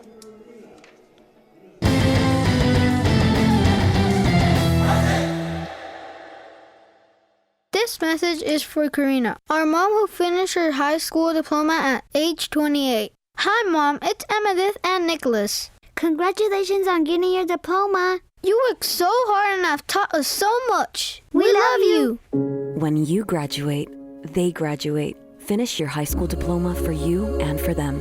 Visit finishyourdiploma.org to find free and supportive adult education centers near you. Brought to you by the Dollar General Literacy Foundation and the Ad Council. Hey, Dad, how do airplanes fly? What's in this box? Is this tree good for climbing? How are babies made? What does this thing do? Kids are curious about everything, including guns. Talking to them about gun safety in your home is a good first step, but you can do more. Always keep your guns locked, unloaded, and stored separately from ammunition. Safe gun storage saves lives. Learn how to make your home safer at endfamilyfire.org. That's endfamilyfire.org. Brought to you by End Family Fire, Brady, and the Ad Council. There's due danger up out there. for Cincinnati It lurks on highways is and- Ryan Tyransky, Jackson Reardon, and Charlie Niehaus. 6, 7, 8 for the Bearcats. But live stats are finally caught up, Mr. Seeley. So we do have some final lines from the pitchers in today's game if you want to run us through those. Of course, so starting off with the Bearcats, seeing as they're pitching in the top of the innings, I'll go with that. So starting off with number 30, Connor Blue, made it through 4 innings, only gave up 4 hits, 1 run, that being earned, had 3 Ks, faced 15 batters, and had a total pitch count of 56. Moving over to the Falcons, starting off with Ethan Stady, number 32. He pitched 2 innings, gave up 5 hits, 3 runs, all 3 of those being earned, had 2 strikeouts, hit 1 batter, faced 12, and pitched a total of 39 pitches. Then, the pitcher that we missed, number 27, Luke Krause, made it through 1 whole inning, giving up 2 hits, 1 run, that being earned, 1 walk, a strikeout, and pitched a total of 32 pitches. So back in action, it's an 0-2 count on Tyransky after he fouls that pitch off to the right side.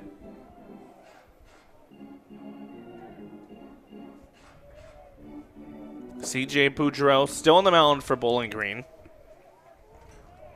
after finishing last inning, coming in for Luke Krause. Boudreau, the sophomore, from the windup, delivers just a bit low. Count goes to 1-2. McKenzie wanted that one behind the plate. Haven't talked about McKenzie too much so far today. It's been a quiet day for him so far. But filling in those shoes of Garrett Wright, he has been with the team 4 years, like we mentioned. Just still trying to figure out who the starter will be. So far, it's been him getting most of the reps because he's been here 4 years. It'll be interesting to see how that goes the rest of the season. Yeah, Wright and DJ Newman, the big departures for Bowling Green in the offseason. Wright transferred to Tennessee. Newman also transferred to Tennessee, but was drafted by the Houston Astros. This is a line drive out to center field. Little dive for it by Chopin, unable to come up with it. It's going to go all the way to the center field wall. Here comes Tyransky around third base. The throw home. The tag not applied. And it's going to be an infield, or an inside the park home run for Ryan Tyransky. And this crowd. Chopin just gave a little dive at it, wasn't able to get his glove on it, and he sat out there in the infield for about another 10 seconds after that as he just made the overly aggressive play that really didn't need to be made on that ball. And this crowd is very happy to see the first home run of their season in their ballpark. Obviously, it wasn't over the fence, but still a home run nonetheless. Well, and if you're Bowling Green, those are the kind of home runs that are demoralizing as a team. Yeah. To give up a home run that does not leave the ballpark. First pitch thrown in for a strike to Jackson Reardon, but as we were talking about with Garrett Wright, DJ Newman, Newman also transferred to Tennessee but was drafted by the Astros. He never played for Tennessee, went down as drafted out of Bowling Green. So that was notable for the Falcons, but both of them out of the program. Along with that, losing the secured closer of last season, Connor Penrod. He didn't really have a role up until last season. Last season, he became dominant in that closer role. Falcons are still looking to find that piece now. Nick Good, left-handed starter. There's a lot of starters that this team lost as this pitch is spiked into the other batter's box for a ball. You know one player that the Falcons did lose, but is still here with the Falcons? Oh, yes. Landon Williman. Tyler, would you like to take it away about Landon Williman? Yeah, Landon Williman joining the coaching staff momentarily as a volunteer assistant coach. He'll have to leave here fairly soon, around the start of MAC play, maybe a little bit after, as he does play for the Evansville Otters, an independent league, minor league baseball team. So once he gets called back for that, he will leave the team, but he is serving as a volunteer assistant coach for the Falcons. And stepping off the field, away from the play on the field, yeah, that's one of those things where sports brings such joy to people. Does indeed. This one lined out left center field. That's going to hit a gap. That's going to one-hop the wall before Chopin can get to it, and it's going to be a double for Jackson Reardon. Cincinnati really starting to figure things out now, up 5-1. Boudreau had a very nice first inning in the bottom of the fourth, then comes out in the bottom of the fifth, gives up an inside-the-park home run, and now a double to start off the inning.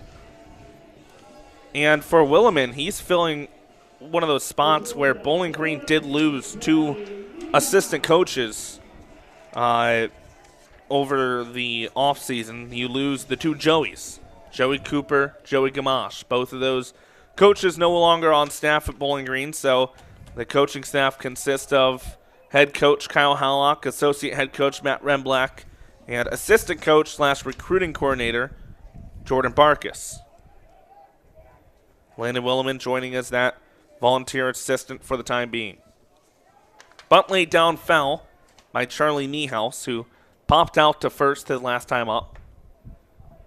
He'll start the count from behind 0-1.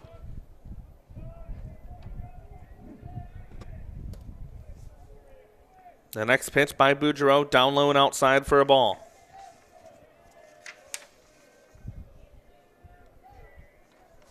One thing to mention about Niehaus is he was a Brooks Wallace Award watch list last year, which is the best shortstop. Yeah, he put together a very good last season, was named to that list midway through the year. Count now 1-2 on him. Along with that, Niehaus's dad, being a MAC alumni from Ball State, played baseball there. Did indeed, but Niehaus swings and misses in that one in the turf. McKenzie will throw over to Birchmeyer to finish the out. First strikeout of the game for C.J. Boudreaux. McKenzie also getting a chance to feel included in the play. Gets a throw down to first, gets the out. Overall, for the Falcons pitching staff, that's their 4th strikeout of the game. They've only walked 1 batter. They have hit 2. One of those hit by pitches by Stady, the other one by Kraus.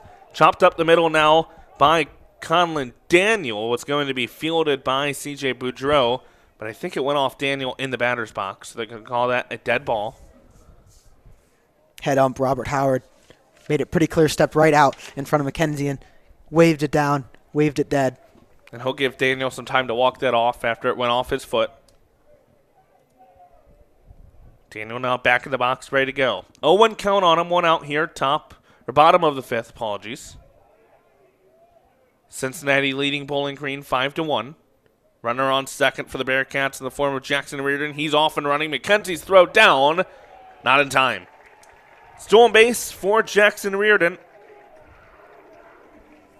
And that is his 2nd stolen base. He's perfect, 2 for 2 in the base pass this season. McKenzie's throw on the line, just a few seconds late. Mita got the tag down as fast as he could.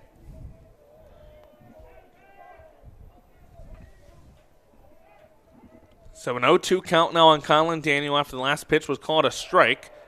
This delivery in the turf. Count moves to 1-2. The infield has moved in, Tyler. We have all 4 of the infielders right on that line. The lip of the grass there, the edge of the grass. No lip, because it is turf. It's really hard. The metaphorical lip. It's very interesting. What you would imagine would be a lip in grass. Strike 3 looking, thrown in by Boudreaux, locked up Conlon Daniel.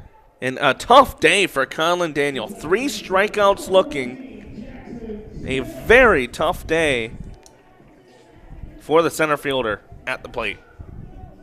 2nd strikeout in a row for Boudreaux. Seems to have figured things out a little bit as we go to the top of the order with Jackson Smith. And if you're Boudreaux, you would love to end the inning here against Smith and avoid having to face Derek Pitts, who awaits on deck. Boudreaux's first pitch fouled off to the back, into the netting. Speaking of the netting, Tyler, one of the things that I feel like I'd like to carry with me from last year is the possibility of catching a foul ball in the press box. In Cincinnati, it's not possible because the netting covers the entire press box. There is no way for a foul ball to get to me. But at some point in my career, I hope it happens. That's a tough one. I know. It's very tough. You're going to have to get lucky with one of those. Listen, if there's one thing with baseball... Don't have a John Sterling one where you just get hit by the ball. Listen, trust me, because I'm always going to be paying attention for when it happens. I will not get hit. Pitch misses outside by Boudreaux, 2-1. That's a lot of confidence. You just never know, though. Listen, your fight or flight instinct's going to hit Noah. I might suck at trivia, but I can catch a baseball. I know that. going to start bringing his glove up to the press box this season. Don't tempt me. Ball on the turf. 3-1 the count on Jackson Smith.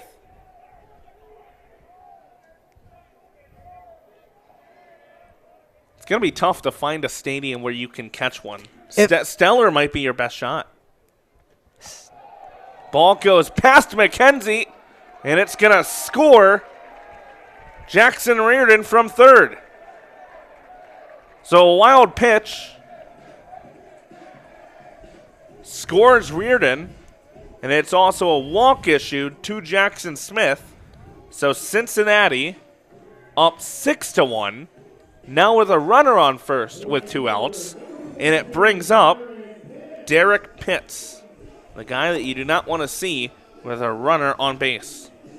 Well, there's a possibility Boudreaux might not be the one facing him, as head coach Kyle Hallock heads to the mound, going to have a quick talk. Don't know for sure what it's going to be about. Whole infield meeting. Doesn't look like it's as serious as a pitching change. Looks like he's just trying to come out there. He knows that Pitts is up to bat. He knows that Boudreaux needs to knock this down and get the Falcons out of the inning. Pitching starting to break down a little bit for Bowling Green. The offense has only generated 4 hits. Hallock going to head back to the mound without making a pitching change. A pitching rotation that both head coach and assistant head coaches have talked about being up since last season. They think it's going to be a little bit better than last season. They've played some tough teams, some very hard-hitting teams in Georgia Tech and Western Carolina, and now the Cincinnati lineup with the top 3 being fantastic hitters. So C.J. Boudreaux stays in the game to face Derek Pitts. 2 outs, bottom of the 5th. Cincinnati leads 6-1. Jackson Smith stands on first, gets back in time on the pickoff attempt by Boudreaux. Close attempt over there. Birchmeyer laid the tag down as quickly as possible. Derek Pitts, 3 for 3 today, with 2 runs batted in. Looking to build on his big day. Pitch just misses on the outside corner. McKenzie thought that one clipped the zone. Home plate umpire Robert Howard disagreed. Count goes to 1-0.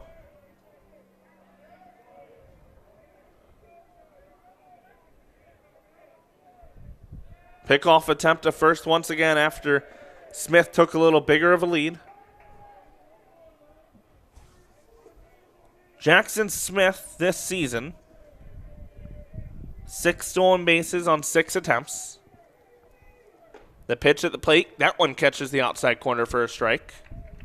Count moves to 1-1. Scoreboard showing 2-0. You know, it is their home opener. Live stats, scoreboard a little off today. But it's their first time doing it this year as well. Yeah, give credit to everyone. Everyone was not prepared for a February game. Boudreaux, a 3rd pickoff attempt in Major League Baseball. Since he didn't get him there, Jackson Smith would be standing on second base. A lot of interesting rules coming in to the Major League Baseball in the past few years. Don't have ABS here at college. I was going to bring that up at some point. In Major League Baseball. This one's popped up to the right side. Going to be out of play and into the stands. And no ABS. We have this base attached to first base being added in college baseball. You've heard that thrown around for the MLB. It has not been added. They just made the bases larger. The pitch clock was first added in college. They tested it out there. Now they've adopted that in the MLB. Another pickoff attempt, the 4th of the at-bat by Boudreaux. The boos rain down. And you know, the pickoff move might not be a bad idea to add in the sense of we've had some long games at Stellar Field, Tyler. The pitch to Pitts, driven up the middle on the ground. That's going to get through for a single to the outfield. Going from first to third will be Jackson Smith. Runners on the corners for Cincinnati with 2 outs. Chopin was playing at about 280 with the ball being 295. And that ball landed right in the center of the Cincinnati C. Definitely a lot closer in, which moved Smith over to third. Chopin wasn't close enough to try and make that throw. And how about that? A 4-for-4 game at the plate for Derek Pitts. He's driven in 2 runs as well. just having a good game. Not much she can do. More than a good game, Tyler. He's had a great year to start off so far. He the has non-conference play. Quentin Coates up to the plate. He has 1 hit today. Or apologies, they did roll that hit, I believe, an error on Brady Birchmeyer earlier in the game, where he was unable to get the scoop out of the ground. So we weren't sure. Live stats were not going there. They are going to roll that an error. So first error of the season for Birchmeyer over there at first. Ball thrown in to Coates. That play is one of those tough ones, Tyler, where it could go either way. More of a consensus. Whoever thinks the most, whoever has the most sides. That's one of those. They'll explain it the way that he did not make the pick. It was a playable play that he could have made. If he makes it, the runner's out. If he does not, the runner is safe. If the runner is going to be safe regardless, or it's so close that it would have to be reviewable, more than likely they will give it a hit in that instance. So in that case. But it also, like you said, it does vary. We are in Cincinnati. It's the Cincinnati scorekeepers that make that decision. I know at Bowling Green it's a combination of SID and PA announcer for Stellarfield that makes the decision for scoring. So that varies. It's one of the intricacies of baseball. There is no exact definition for an error. Yeah. It's kind of up to judgment with every play. 1-1 count. The pitch to Coates is fouled to the back. Would have had a chance if there's no netting there. Yeah, there's a possibility without a doubt. Maybe you can just, hope that there's a hole somewhere in the netting. Then I would have to open up the window, and obviously you guys can't feel it at home or on the radio, but it is a little bit chilly. Good enough to play baseball, but it's a little chilly. Sun's starting to go down just a little bit. This ball mashed to left field by Coates. And Motai's just going to watch that one sail into the soccer practice field. A 3-run dinger by Quentin Coates launched into orbit over the left field wall. Those kids on that soccer field just figured out how the baseball players felt when their soccer ball landed onto the field, as that baseball was sent way on to that practice soccer field. Quentin Coates doing a fantastic job. Quentin Coates has blown this one wide open. Kyle Hallock going to make the pitching move. 9-1 Cincinnati.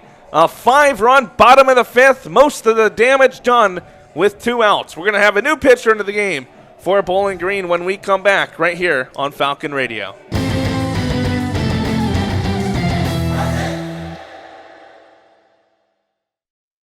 Mom was always very organized. But my sister and I noticed she started to forget things. Telling my girls about my Alzheimer's diagnosis was hard. But Mom's early detection gave us time to make a plan. My sister and I were there for Mom and each other. If you or your family are noticing changes, it could be Alzheimer's. Talk about seeing a doctor together. For more information, visit alz.org/time-to-talk. A message from the Alzheimer's Association and the Ad Council. Imagine home. The smell of coffee, the sound of a lawnmower, the sun's warmth on your face. Free to be yourself, surrounded by love that helps you grow. This is a place to call home. That's an American dream we all deserve. But in 50% of U.S. states, you could legally be denied housing if you are LGBTQ+. Get the facts and hear real stories at lovehasnolabels.com. Brought to you by Love Has No Labels and the Ad Council. How serious is youth vaping? Irreversible lung damage serious. 1 in 10 kids vape serious, which warrants a serious conversation from a serious parental figure like yourself. Not the seriously know-it-all sports dad or the seriously smart podcaster. It requires a serious conversation that is best had by you. No, seriously, the best person to talk to your child about vaping is you. To start the conversation, visit talkaboutvaping.org. Brought to you by the American Lung Association and the Ad Council. When you're high, you feel different. You think different, you talk different, you draw different, you listen to music different, but you probably knew that. Problem is, you also drive different, and not in a good way. That's why driving high is illegal everywhere. So if you're high, just don't drive. Make a plan to get a sober ride. Because if you feel different, you drive different. Brought to you by NHTSA and the Ad Council. The new pitcher into the game for Bowling Green is Ethan Papacek. Papacek, redshirt junior right-hander, 6'2", 220 from Rochester, Michigan. Played last season at Lansing Community College after spending 2 years at Sacred Heart.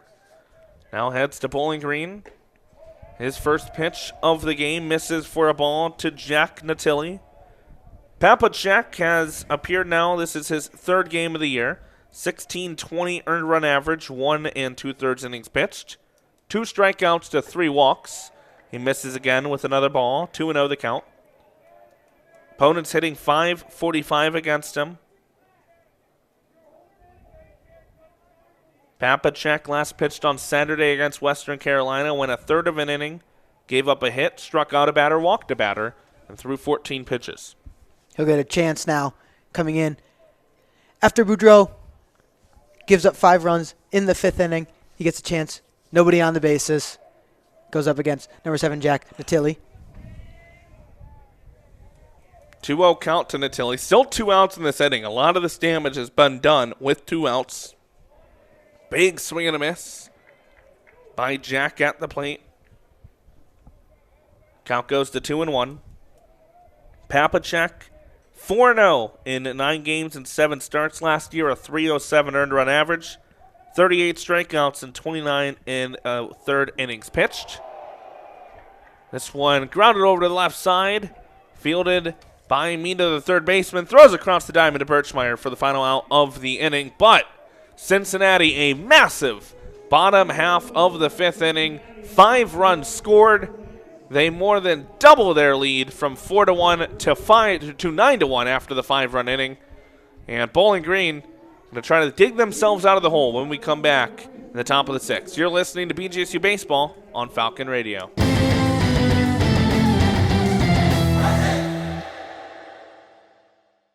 Get hurt in the game? We tough it out. Feel exhausted? We push on. Feeling down? We pull ourselves up by the bootstraps. But there are times when bootstraps aren't enough. When stress us and we need to talk to someone about what we're really going through. So we're going to reach out because sometimes mental health is not a one-person job. Visit loveyourmindtoday.org. That's loveyourmindtoday.org. Brought to you by the Huntsman Mental Health Institute and the Ad Council. It's 4 a.m., Monday, and you're literally sucking baby snot through a tube because she's congested. Man, that's love. And if you love her that much, love her enough to make sure she's buckled in the right car seat. To make sure your child's in the right seat for their age and size, visit nhtsa.gov/the right seat. Show them you love them. Keep them safe. Visit nhtsa.gov/the right seat. Brought to you by the National Highway Traffic Safety Administration and the Ad Council. What I know about courage, I learned from my adoptive mom. She said sometimes you just gotta hold on and know we'll get through this. Mom, we are so high up. Hold my hand. No, you hold my hand. Here we go. Learn about adopting a teen from foster care. You can't imagine the reward. Visit adoptuskids.org to find out more. This message is brought to you by Adopt U.S. Kids, the U.S. Department of Health and Human Services, and the Ad Council. Snakes, zombies, sharks, heights, speaking in public. The list of fears is endless. But while you're clutching your blanket in the dark, wondering if that sound in the hall was actually a footstep, the real danger is in your hand, when you're behind the wheel. And while you might think a great white shark is scary, what's really terrifying and even deadly is distracted driving. Eyes forward, don't drive distracted. Brought to you by NHTSA and the Ad Council. When your car is making a strange noise, no matter what it is, you can't just pretend it's not happening. That's an interesting sound. It's like your mental health. If you're struggling and feeling overwhelmed, it's important to do something about it. It can be as simple as talking to someone, or just taking a deep, calming breath to ground yourself. Because once you start to address the problem, you can go so much further. The Huntsman Mental Health Institute and the Ad Council have resources available for you at loveyourmindtoday.org. 2-3-4 in the order, 2 up for Bowling Green. Sam Seidel, Anthony Mina, Zach Corky. New pitcher into the game for Cincinnati is Brendan Oliver. Seidel looked at a first pitch ball. The next delivery by Oliver out of the windup is also a ball. Oliver stands at 6'3", 192, a sophomore right-hander from Mooresville, Indiana. This is his second appearance of the season. In his first appearance, it was Friday against UAB, when an inning gave up 2 runs, a hit, and a home run, which was the only hit that he surrendered. So as it stands right now, his ERA 18, but that after just 1 appearance. He threw 9 games last season for the Bearcats, did not have a decision, but took a save. 14 innings pitched, had 17 Ks, 8 walks, did give up 5 home runs. So he is susceptible to the long ball. It's a 3-1 count after he fires in a strike after 3 straight balls to Sam Seidel.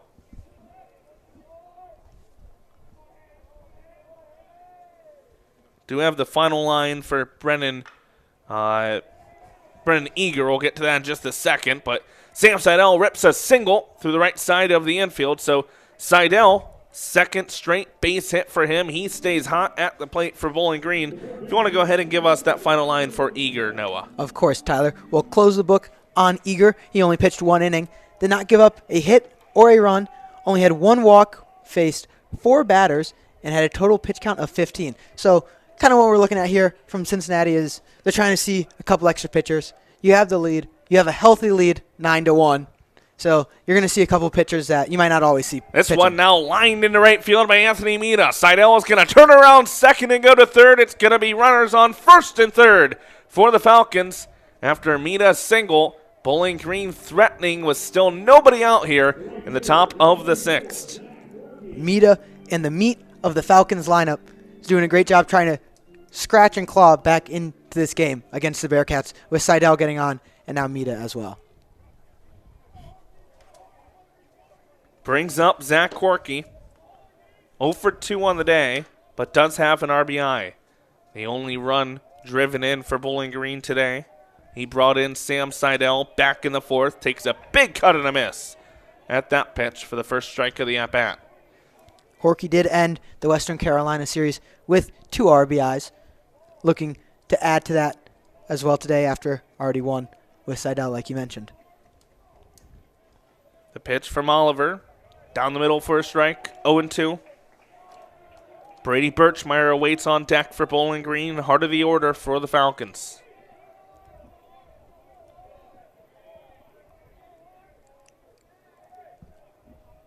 Oliver comes set. The big right-hander delivers. Swing and a miss by Horky.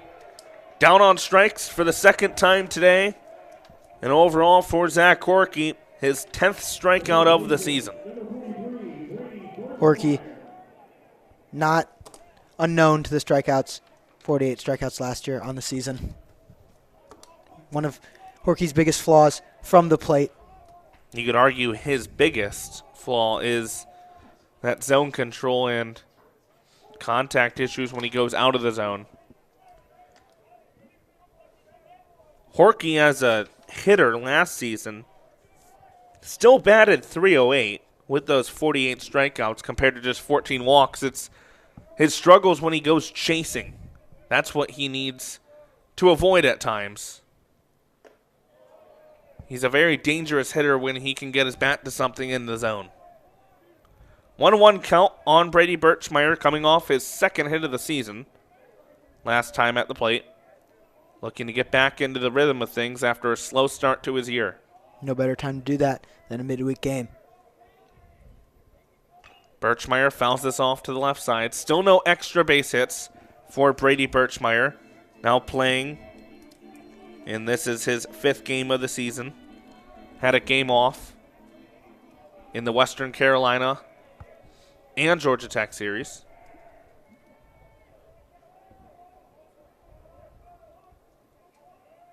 The 1-2 pitch to Birchmeyer. Popped up, got under it to the right side. Shallow right field. It's going to be taken and caught by Pitts for the second out of the inning. Seidel did not try at all to tag up on that. Stood off the base the entire time. Maybe praying for a possible miss. As Seidel tried to get a little tricky there for the Falcons. I don't know if you saw that, Tyler, as the pitcher for Cincinnati, Oliver, was stepping back onto the mound. Seidel started to make a little creep down. Trying to get in his head right there. Without a doubt. Brings up Carter Motice. 1 for 2 on the day. He's only hit a single back in the second. Looks at a first pitch ball. Oliver not doing the best job of getting ahead of the hitters here, leaving an opening for Bowling Green early in these at-bats.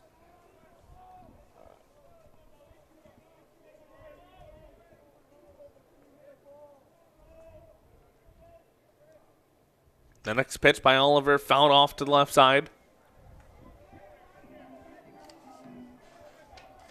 I see him playing a game of Pepper now on the soccer field. I wonder if that's with a ball that's meant for Pepper or if it's Coates' home run ball that was hit out there into the soccer fields. I guess we'll never know. I will say the kid that grabbed the home run ball did look like he was about to throw it back in, and I thought that would have been pretty poetic justice, to say the least. Fouled off at the plate. Count goes to 1-2. You know, you have the kind of long-standing traditions of you can throw it back at a National League stadium. You can't at an American League stadium. I don't know what the guidelines are for college baseball stadiums. It's all chaos, Tyler. It's all chaos. It's what it's always been. You do what you want. Pitch by Oliver down in the turf. Natili does a tremendous job of keeping it in front of him. Count goes to 2-2. 2 outs here, top of the 6th. Cincinnati leads Bowling Green 9-1. Lights are on here at the UC Baseball Stadium as the sun begins to lower down the third base line. Shadows really becoming a factor. Swing and a miss, but the pitch hit Motice, I believe. Seidel's going to come home to score. They're going to say that Motice is out, however.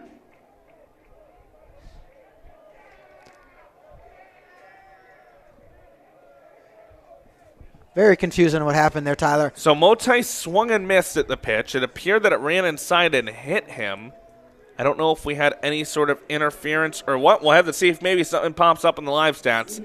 Odd sequence to end the inning. Nonetheless, we go to the bottom half of the 6th. Cincinnati leads Bowling Green 9-1 right here on Falcon Radio.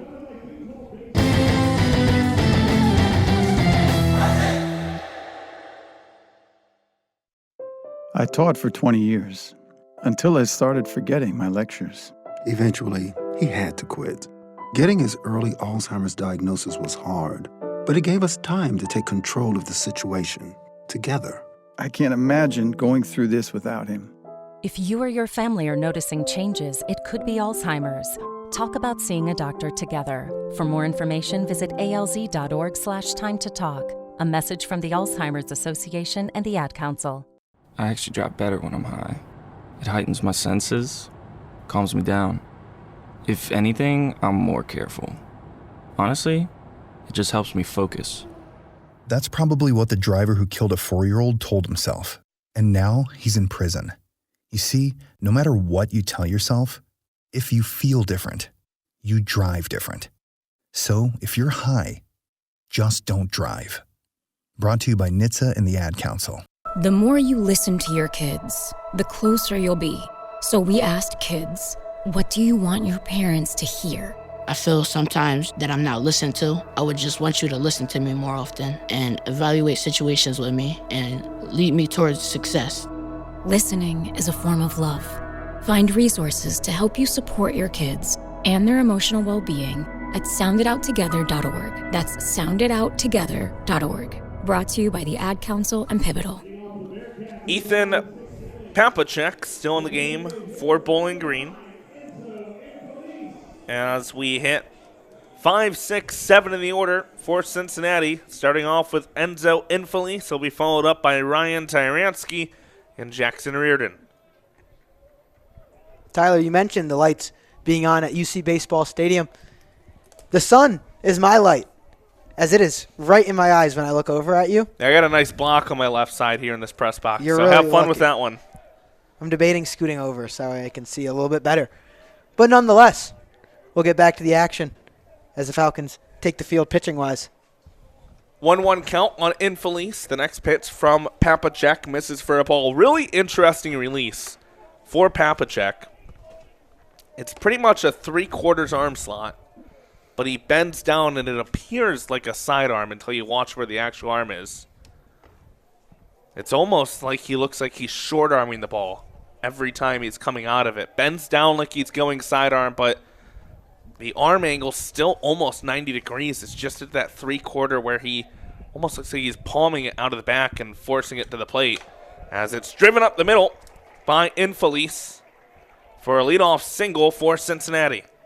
Going back to the arm slots, Tyler, that's one of those things where even the smallest difference between pitchers does, in fact, make a difference for the batters.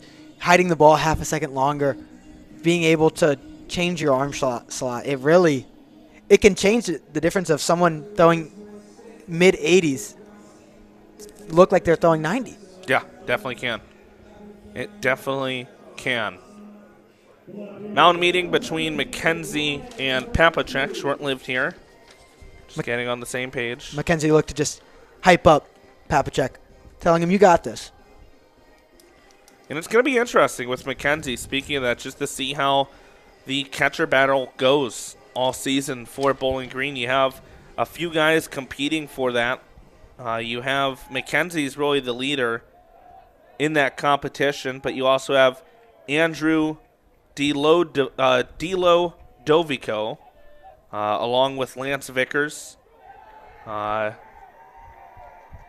we're going to have a pinch runner at first. Going to be number 28, Gavin Brewer, as the Cincy faithful and the bench are happy. Bench goes wild for that one. But you have a few of those guys competing for that spot. You would assume that it's probably going to be a rotation.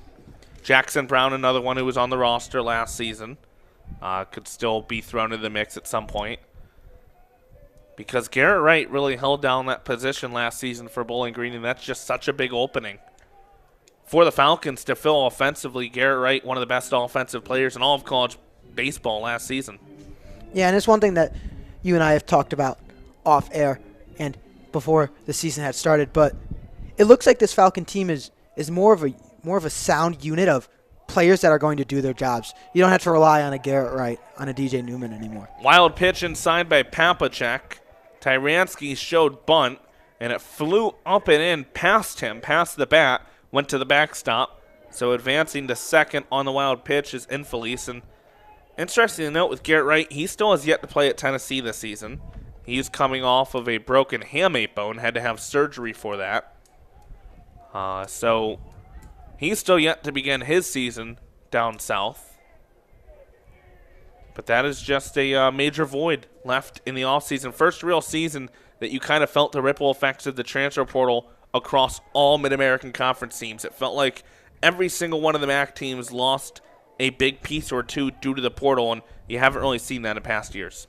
Yeah, and it's definitely something we'll touch on a little bit more when we get to MAC play, because we were talking with both Matt Runblack and Kyle Halleck, the assistant and head coaches of the Falcons, and there was a lot of players from that All-MAC first team that are no longer here.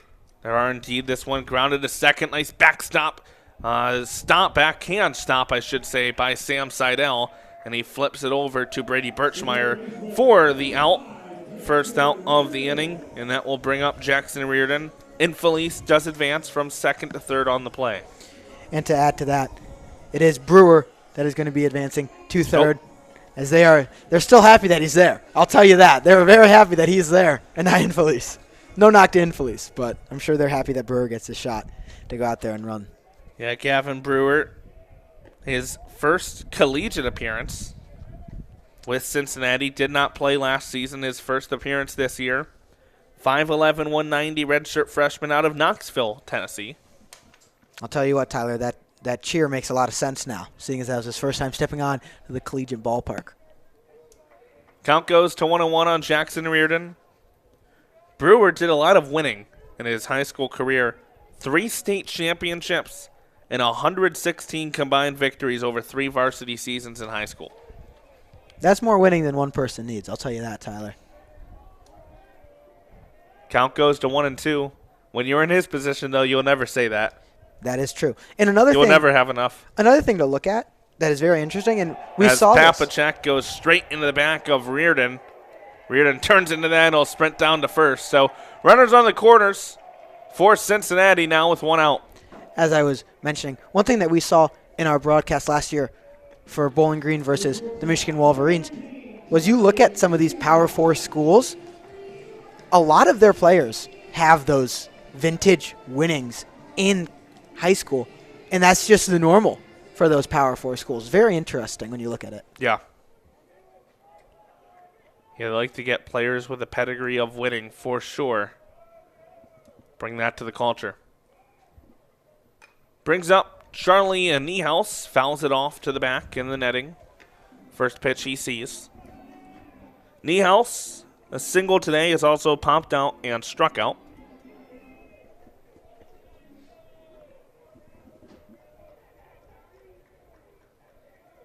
Papacek, with the runners on the corners, his next delivery, runs inside and hits Niehaus. Back-to-back batters hit by a pitch. Papacek really starting to lose the control on the mound as Conlon Daniel steps up to the plate, who has struck out 3 times today, all looking.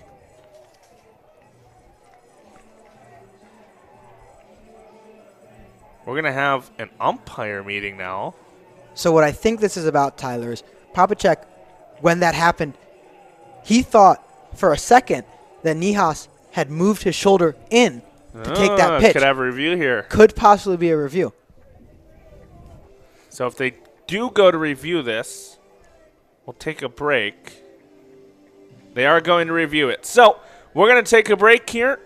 The umpiring crew will take a look at this one, see if it was batter's interference. As it stands right now, Cincinnati 9, Bowling Green 1. Bases currently loaded with 1 out in the bottom of the 6th. You're listening to BGSU Baseball on Falcon Radio.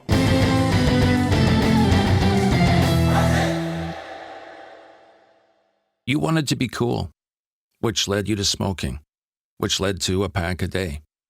Then you met that special someone, which led to starting a life with them, which led to wanting to live longer, which led to quitting. Then you heard you may be at risk for lung cancer, which led you to getting a low-dose CT scan. If you smoked, get scanned. Talk to your doctor and learn more at savedbythescan.org. Brought to you by the American Lung Association and the Ad Council. This hour of Falcon Radio programming is brought to you by the Black Student Union at BGSU, creating cultural and political awareness amongst the Black and overall campus community through programming and initiatives that promote unity, leadership, and scholarship.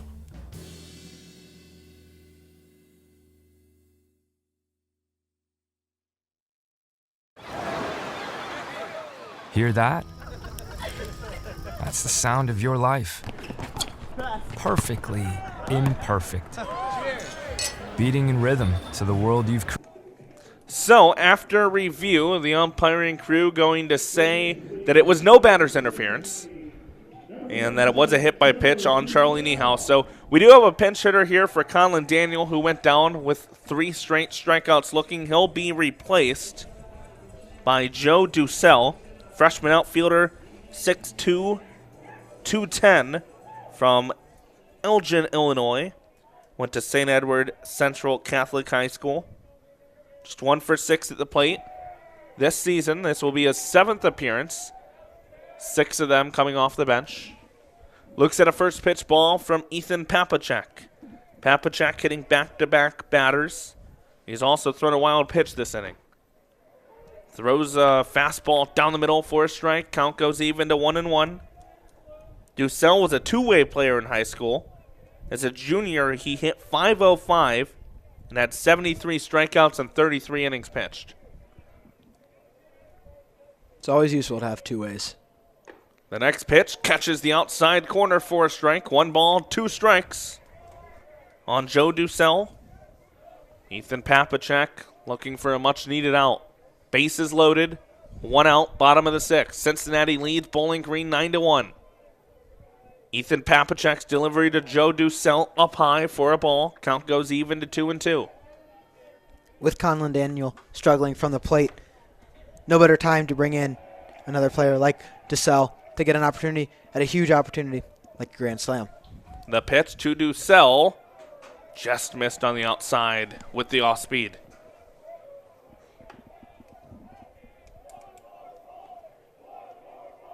Chance of one more ball. Come again from the crowd. Full count, 1 out, bases loaded. 9-1 Cincinnati, bottom of the 6th. The pitch from Papacek outside for a ball. He has thrown a wild pitch, hit 2 batters, and now walks a run in. And that will make a pitching change for head coach Kyle Halleck. Halleck decides that is the end of the road for Papacek, and it is a 10-1 Cincinnati lead. So bases still loaded with 1 out, and a new pitcher into the game for Bowling Green when we come back on Falcon Radio.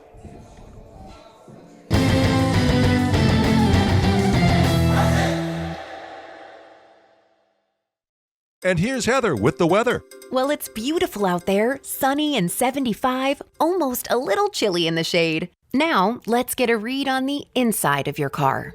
It is hot. You've only been parked a short time and it's already 99 degrees in there.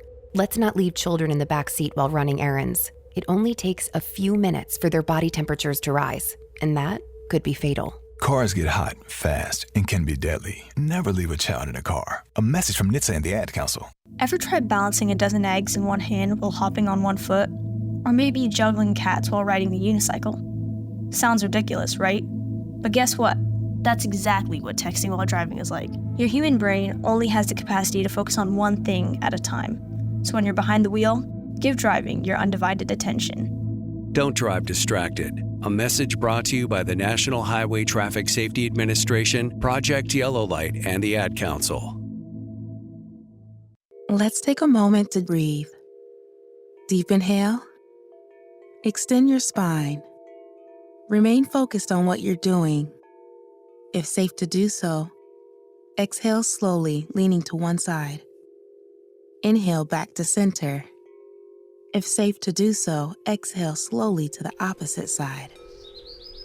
Find mental health resources at loveyourmindtoday.org. This message is brought to you by the Huntsman Mental Health Institute and the Ad Council. Put your phone on D&D, that means that do not disturb when you're driving. And when you're going from point A to B, I need you to stay safe, please, so always sing with me. So put your phone on D&D, that means that do not disturb when you're driving. And when you're going from point A to B, I need you to stay safe, please, so always remember this beat. Don't drive distracted. A message brought to you by the National Highway Traffic Safety Administration, Project Yellow Light, and the Ad Council. The 4th pitcher into the game for Bowling Green is Joey Buchanan, freshman lefty, 6'1", 180 from Milford, Ohio. Ranked the number 7 left-handed pitcher in the state of Ohio by Prep Baseball Report. He was the Cincinnati co-pitcher of the year in high school. This will be his 2nd appearance of the season. His only appearance up to this point was against Georgia Tech. Went 1 2/3 innings pitched, gave up 5 runs, 4 of which were earned, 5 hits, struck out 2, walked 3, hit a batter, gave up 2 doubles across 53 pitches. Can't close the book yet on Ethan Papacek, seeing as bases are still loaded from his outing. So we'll get to that later on. Buchanan faces top of the order with Jackson Smith. Looked like he tried to lean into that one a bit. Misses for a ball. Bases loaded, still out, or still bases still loaded, 1 out. Bottom of the 6th, Cincinnati leads 10-1. Similar to the Bearcats, Falcons looking through all their pitching options. Big swing and a miss by Jackson Smith. Count goes even to 1-1. The entire third baseline now engulfed in shadows. Shadows almost out to the pitcher's mound. Buchanan's shadow reaches from the pitcher's mound nearly to the first baseline. Foul ball to the back. Count goes to 1-2. You have multiple lines of shadows in the outfield stretching across the length of the field. Very much a factor here with the sun going down and the lights on. Buchanan's 1-2 delivery. Got him looking on the outside corner. Froze him for the 2nd out of the frame. Fantastic. Big strikeout for Buchanan. Huge job by Buchanan getting in here and knocking down a batter with bases loaded. That will bring up Derek Pitts, who is having a fantastic game. 4 for 4 at the plate, has driven in 2 runs, and he has the bases loaded with 2 outs. Buchanan's first pitch up high for a ball. Pitts would love to do some damage here and really make this stat line something special. Based off of his personality that I saw when he's been on base, he's definitely grinning ear to ear down there thinking. The next pitch to Pitts, outside for a ball. See if Buchanan gives him something to hit, or if he really tries to work the corners and risk walking him, working around him.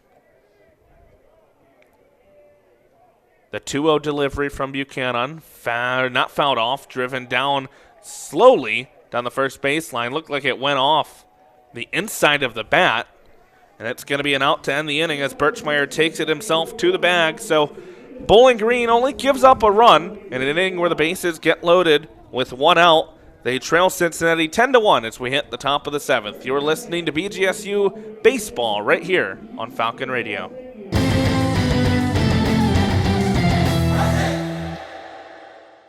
Talking about guns with. Check the back seat. Check the back seat. All right, come here. Check the back seat. Gets in your head, right?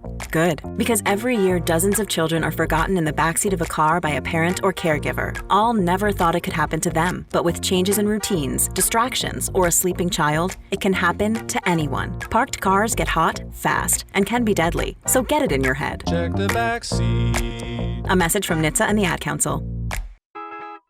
Cats are masters at using up their 9 lives, like chasing laser pointers into walls or jumping onto high shelves. But the one thing cats never do, text while driving. So be like a cat and protect your one and only life. Don't text and drive. Don't drive distracted. A message brought to you by the National Highway Traffic Safety Administration, Project Yellow Light, and the Ad Council. In sitcoms, when someone has a problem, they just blurt it out and move on. Well, I lost my job and my parakeet is missing. How was your day? But the real world is different. Managing life's challenges can be overwhelming. So, what do? We get support. The Huntsman Mental Health Institute and the Ad Council have mental health resources available for you at loveyourmindtoday.org. That's loveyourmindtoday.org. See how much further you can go when you take care of your mental health. We asked parents who adopted teens to share their journey. If you build a relationship, then it becomes easier. If you build trust, it becomes easier. As a parent, you want what's best for your child. To give them the love that a child needs is probably the best thing you can do for a teenager. Learn about adopting a teen from foster care. Visit adoptuskids.org to learn more. A message brought to you by Adopt US Kids, the U.S. Department of Health and Human Services, and the Ad Council. 6, 7, 8 in the order due up for Bowling Green. Carter Motice, Cooper McKenzie, and Shea Chopin. New pitcher into the game, the 4th pitcher into the game for Cincinnati is Adam Buchkowski. Buchkowski, sophomore right-hander, 6'2", 205, from Carmel, Indiana. His dad, Matt, played college baseball at Butler, so runs in the family there. Buchkowski, this is his 4th appearance of the season. He has 2 saves on his ledger, 16.20 earned run average, 7 strikeouts, 3 walks, and a .357 opponent batting average across 3 1/3 innings pitched. 2 quick strikes thrown in to Carter Motice, who's 1 for 2 on the day. Sun has fallen behind some clouds, so the entire field is now in darkness. As apologies, it is Coop McKenzie. Carter Motice ended last inning with an out, so McKenzie, who is 0 for 1 on the day, he's walked and flown out, is at the plate. It's a 1-2 count on McKenzie. The next delivery is just outside. Little half swing from McKenzie. And behind the plate, Natilli thought he had it. Didn't get the call.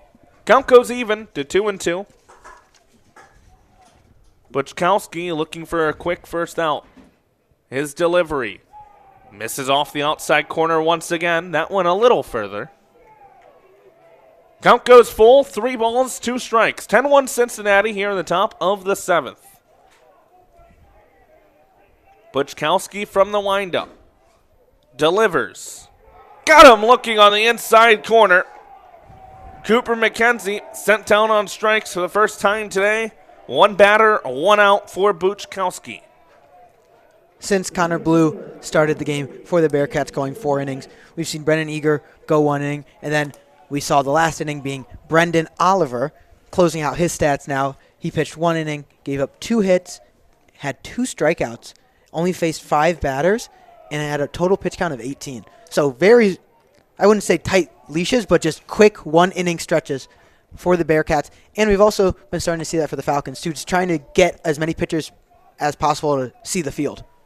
Foul tip of the plate. Now a strike on the inside corner to Chase Chopin, quickly down 0-2. And when you're in Cincinnati spot, up 9, you're just trying to get some of these guys experience, get them into games if you need to get their arms active.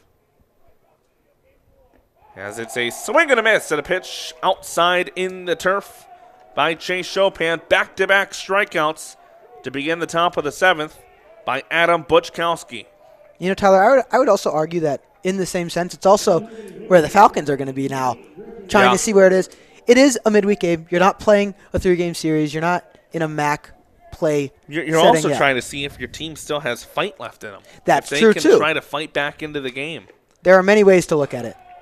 Because, I mean, we have seen crazy innings in college baseball. Nothing's impossible. Let alone for the Falcons in those late innings. Last year at the Stellar Field, I can count numerous times where there were late 7, 8, 9-inning games. Motais flies this one, or apologies, not Motais, Scheiderer flies this one foul off one of the standing pillars above the crowd to the right side. So he's down to the count now, 0-2. 2 outs in the top of the 7th. Kansas City Chance starting with the tomahawk chops. Not exactly sure how that relates to the Cincinnati Bearcats. We do have a Chiefs blanket in the front row of the stands. Close enough. That counts. 1-2 pitch from Buczkowski. Misses off the outside corner, 2-2. Buczkowski really using the edges of the plate, getting as many called strikes as he can possible from there. Buczkowski working at a steady pace. Big, deep breath. Now the windup. His delivery down and low outside for a ball. And that's where Buczkowski working those outside spots doesn't always work out because sometimes they veer just barely outside of that strike zone. Full count once again, 3-2, 2 outs, top of the 7th. Cincinnati leads 10-1. Here's Buczkowski's pitch. Got him down the middle at the off-speed. He sets the side down in order with strikeouts, 2 of them looking. And we head to the 7th inning stretch. Cincinnati leading Bowling Green down here at UC Baseball Stadium, 10-1.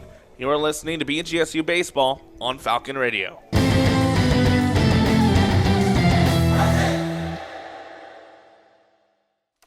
Remember, always be generous with the nutmeg. Just eyeball it. Okay. Mom's wisdom has served you well, but now it may be your turn to guide her. Hey, I'm worried about Mom. She keeps forgetting her famous sweet potato pie recipe. Some things come with age, sis. And some don't. Knowing the early signs of Alzheimer's in a loved one will help you make the best decisions for your family. Visit 10signs.org to learn the signs. Brought to you by the Alzheimer's Association and the Ad Council. I'm a pretty great multitasker. I can wash dishes and do laundry. I can roller skate while walking my dog. I can even order lunch while doing my homework. But I can't use my phone while driving. A distracted driver is one of the leading causes of death in the United States. So when it comes to driving, please, don't be a multitasker. Don't drive distracted. A message brought to you by the National Highway Traffic Safety Administration, Project Yellow Light, and the Ad Council. Mommy, can I sit in the front seat just this one time? Please, please, please. No, not yet. But why? Because I love you, and you're just not ready yet. Now, get in the back so I can get you in your car seat, please. Putting your kids in the right seat for their age and size is an act of love. Check that your kids are in the right seat at NHTSA.gov/the right seat. Love protects. A message from NHTSA and the Ad Council. Seventh inning stretch time here in Cincinnati. The Bearcats leading the Falcons 10-1 as we hit the bottom half of the seventh. For Cincinnati, it will be 3, 4, 5 in the order due up. Quinton Coates, Jack Natilli. The first two due up for the Bearcats. Coates, last time up, had that monster 3-run home run past the left field wall. Big cut and a miss there after he fouled off the first pitch of the at-bat. So quickly behind 0-2. Quinton Coates, now on the season, 4 home runs and 13 runs batted in. A great start to his 2026 campaign. The three-headed monster of Smith, Pitts, and Coates really coming alive this game. As he lines this one into left field for a leadoff single, and you can't forget about Jack Natilli as well. 2 RBIs on the day for him. Really that first 4 in the order, just such a dangerous first 4 for any pitching staff to try to figure out how to attack 3 or 4 times through. Couldn't agree more, Tyler. That'll bring up Jack Natilli, the catcher for the Bearcats. Actually, Tyler, we are going to have a switch here. We're going to have number 0, Parker McDaniel, checking in to the plate. So Parker McDaniels will take the spot of Jack Natilli. McDaniels, 6'1", 215, sophomore catcher from Delaware, Ohio. All-around athlete. He lettered in baseball, football, and hockey in high school. Fouls this one to the back. You had your hand up that time. You were ready. I'm telling you, I'm ready when it happens. Problem is there's about a 100-foot net in front of us. And it was about 20 feet to the right of us. But it'll happen someday. I hope you're on the broadcast with me. We'll have to see. We'll have to see if that becomes a reality. It will. 1-1 the count. Misses outside for a ball. 2-1. McDaniels played in 10 games last season, had 2 starts. Struck out in 4 of his 5 at-bats. Did get 1 hit. This is his 4th game this season. He's 0 for 3 at the plate. Pitch to him, misses inside. He was good at all those sports as well. All state honors in baseball and hockey. All conference honors in football. A lot of athletes in his family, too. His dad played football and baseball at Ashland and Findlay. His grandfather played football at Heidelberg. Check swing, looks at ball 4, so it'll be runners on first and second for Cincinnati to begin this bottom of the 7th. Yeah, Tyler, and Joey Buchanan came out lights out in the previous inning for the Falcons, and now just seeming to struggle, now having 2 base runners on. Also, along with that, if Parker McDaniel's dad, where he played football/baseball for, was the question, the trivia question earlier, I would have been right with Findlay. Just wanted to put that out there. Fortunately, it was not. Yeah, fortunately for you. I will say the other 2 people that guessed did get it right. Yeah, I can't argue that. But you know who didn't get it right, Tyler? And who's probably not listening, but if he was listening, Chaz McNeil. He would not have gotten it right. So I've still not at that level yet. Well, I don't know. You're gonna have to fight. Is that gonna be your bar this year? Yeah. Better than Chaz McNeil, former Falcon Media Sports Network member. Was a beat member for baseball and volleyball for numerous years.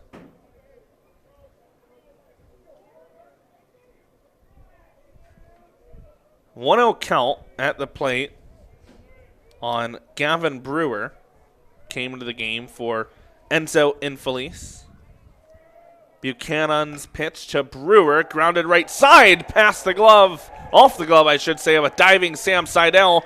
Runner coming home, the throw's not going to be in time. Quinton Coates scores. And Parker McDaniels goes first to third.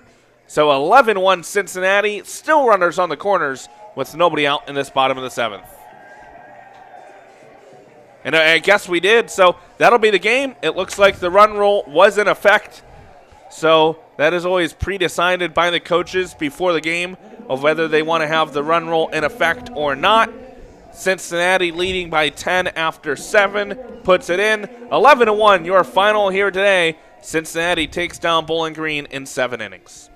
Gavin Brewer, in his first ever collegiate game, gets the game-winning hit. Obviously, it was to win off of a run rule, yeah, but still a win's a impressive. Win. A win is a win, and a walk-off is a walk-off in that sense.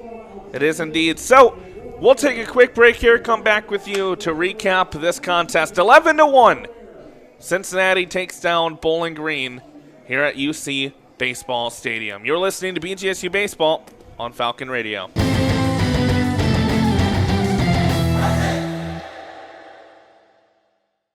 As veterans, we're no strangers to helping others. That's what we were taught, service before self. But we do have one question for the veterans listening. When was the last time you reached out for help? If you or someone you know needs resources, whether it's for stress, finances, employment, or mental health, don't wait. Reach out. Find more information at va.gov/reach. That's va.gov/reach. Brought to you by the United States Department of Veterans Affairs and the Ad Council. 14 years in prison for killing a young woman. A 15-year sentence for a crash that caused 3 deaths. 12 and a half years for killing a child and critically injuring her mother. All true stories, all caused by marijuana-impaired drivers. No matter what you tell yourself, if you feel different, you drive different. So, if you're high, just don't drive. Brought to you by NHTSA and the Ad Council. You said you'd never buy your kid candy from the checkout aisle. Or forget extra diapers. You'd never lick your thumb to clean their face. Never, ever become a minivan mom. So when you say you'd never leave your child in a hot car, know it can happen. Cars get hot fast, and kids can be at risk in temperatures as low as 60 degrees Fahrenheit. Never happens. Before you leave the car, always stop, look, lock. Brought to you by NHTSA and the Ad Council. You took the first step and quit smoking, but even former smokers may still be at risk for lung cancer. That's why SaveByTheScan.org wants you to know about a new low-dose CT scan that can detect lung cancer early. It takes only 60 seconds and could save your life. You took the first step, now take the next. Visit SaveByTheScan.org for a simple quiz to see if you're eligible and talk to your doctor about screening. SaveByTheScan.org is brought to you by the American Lung Association's Lung Force Initiative and the Ad Council. Bowling Green baseball falls to Cincinnati 11-1 here today down in Cincinnati. The Bearcats advance to 6-3 on the season. Bowling Green falls to 1-6. So the tough start to the season for the Falcons continues. Tyler Kavlitz alongside Noah Seeley from the Falcon Media Sports Network. Noah, thoughts on how the game played out for both these respective teams? Well, for starters, Tyler, wasn't expecting to have a 7-inning game. We didn't know that it was going to be a run rule. We didn't know that the run rule was in play, but it is, and it still was a long time, almost 3 hours total, but Ethan Stady gets his first loss of the season, first start of the season as well. Connor Blue gets his first win of the season, even though this was his third start. But both teams kind of, once the Bearcats got up by 8 runs, it really turned into both teams are looking to see what freshmen or transfer players or young guys could come in and start to make a difference. And we saw that on both sides of the game, with Brennan Eager coming in, with Brennan Oliver coming in for the Bearcats, and then looking over at the Falcons, having guys like Joey Buchanan coming in to end the game, and Ethan Popacek, who is a transfer. Guys like that are coming in, trying to see who fits in where and when, especially in a midweek game. So Ethan Stady, in his first career start for Bowling Green, will take the loss. The only run driven in for the Falcons is on the bat, off the bat of Zach Corky on a ground out in the 4th inning. Cincinnati ended up scoring 2 in the first, 1 in the second, 1 in the 4th, 5 in the 5th, 1 in the 6th, and 1 in the 7th to take the victory. So Bowling Green next up they will stay on the road. They'll play a 3-game series against Sanford on February 27th, 28th, and March 1st this upcoming weekend, Friday, Saturday, Sunday. No midweek game in between that and the next series. They'll head back on the road, 3 against Kent State, then 1 on the road against Dayton, 3 on the road against Miami, and then you return to Stellar Field for the first time this season to play Findlay on March 17th. Which also happens to be St. Patrick's Day, which will be a fun one. It does indeed. So that'll do it for us here from Cincinnati. Want to send some thank yous to everyone before we go off the air. First to you, Noah, making the trip out here, being on the call, taking care of the preview as well. I want to also thank Vaughn Allum, came with us. He's writing a recap for the game. Adam Duffin wasn't able to make the trip, but he'll also have some written content for us on our website as well. Dan Reinauer doing the board operating back in the studio. Couldn't do it without you getting us on and off the air. Appreciate it as always. I'd like to thank Sam Bork, who did a great job with our social media coverage for the game on Twitter X at BG_FMSN, and Coyle Withrow taking photos for us as well. So you can check out all of the coverage from this game on BGFalconmedia.com. But that'll do it for us here from Cincinnati. Cincinnati 11, Bowling Green 1. Bearcats winners over the Falcons. Have a great day, everybody.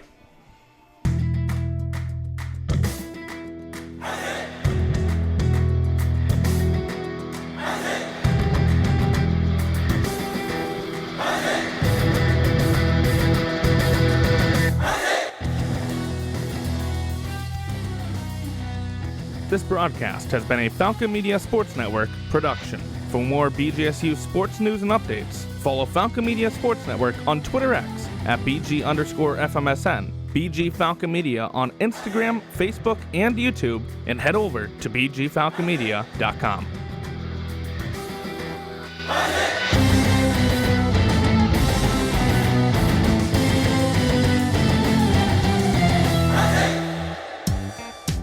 When I smoke weed, I get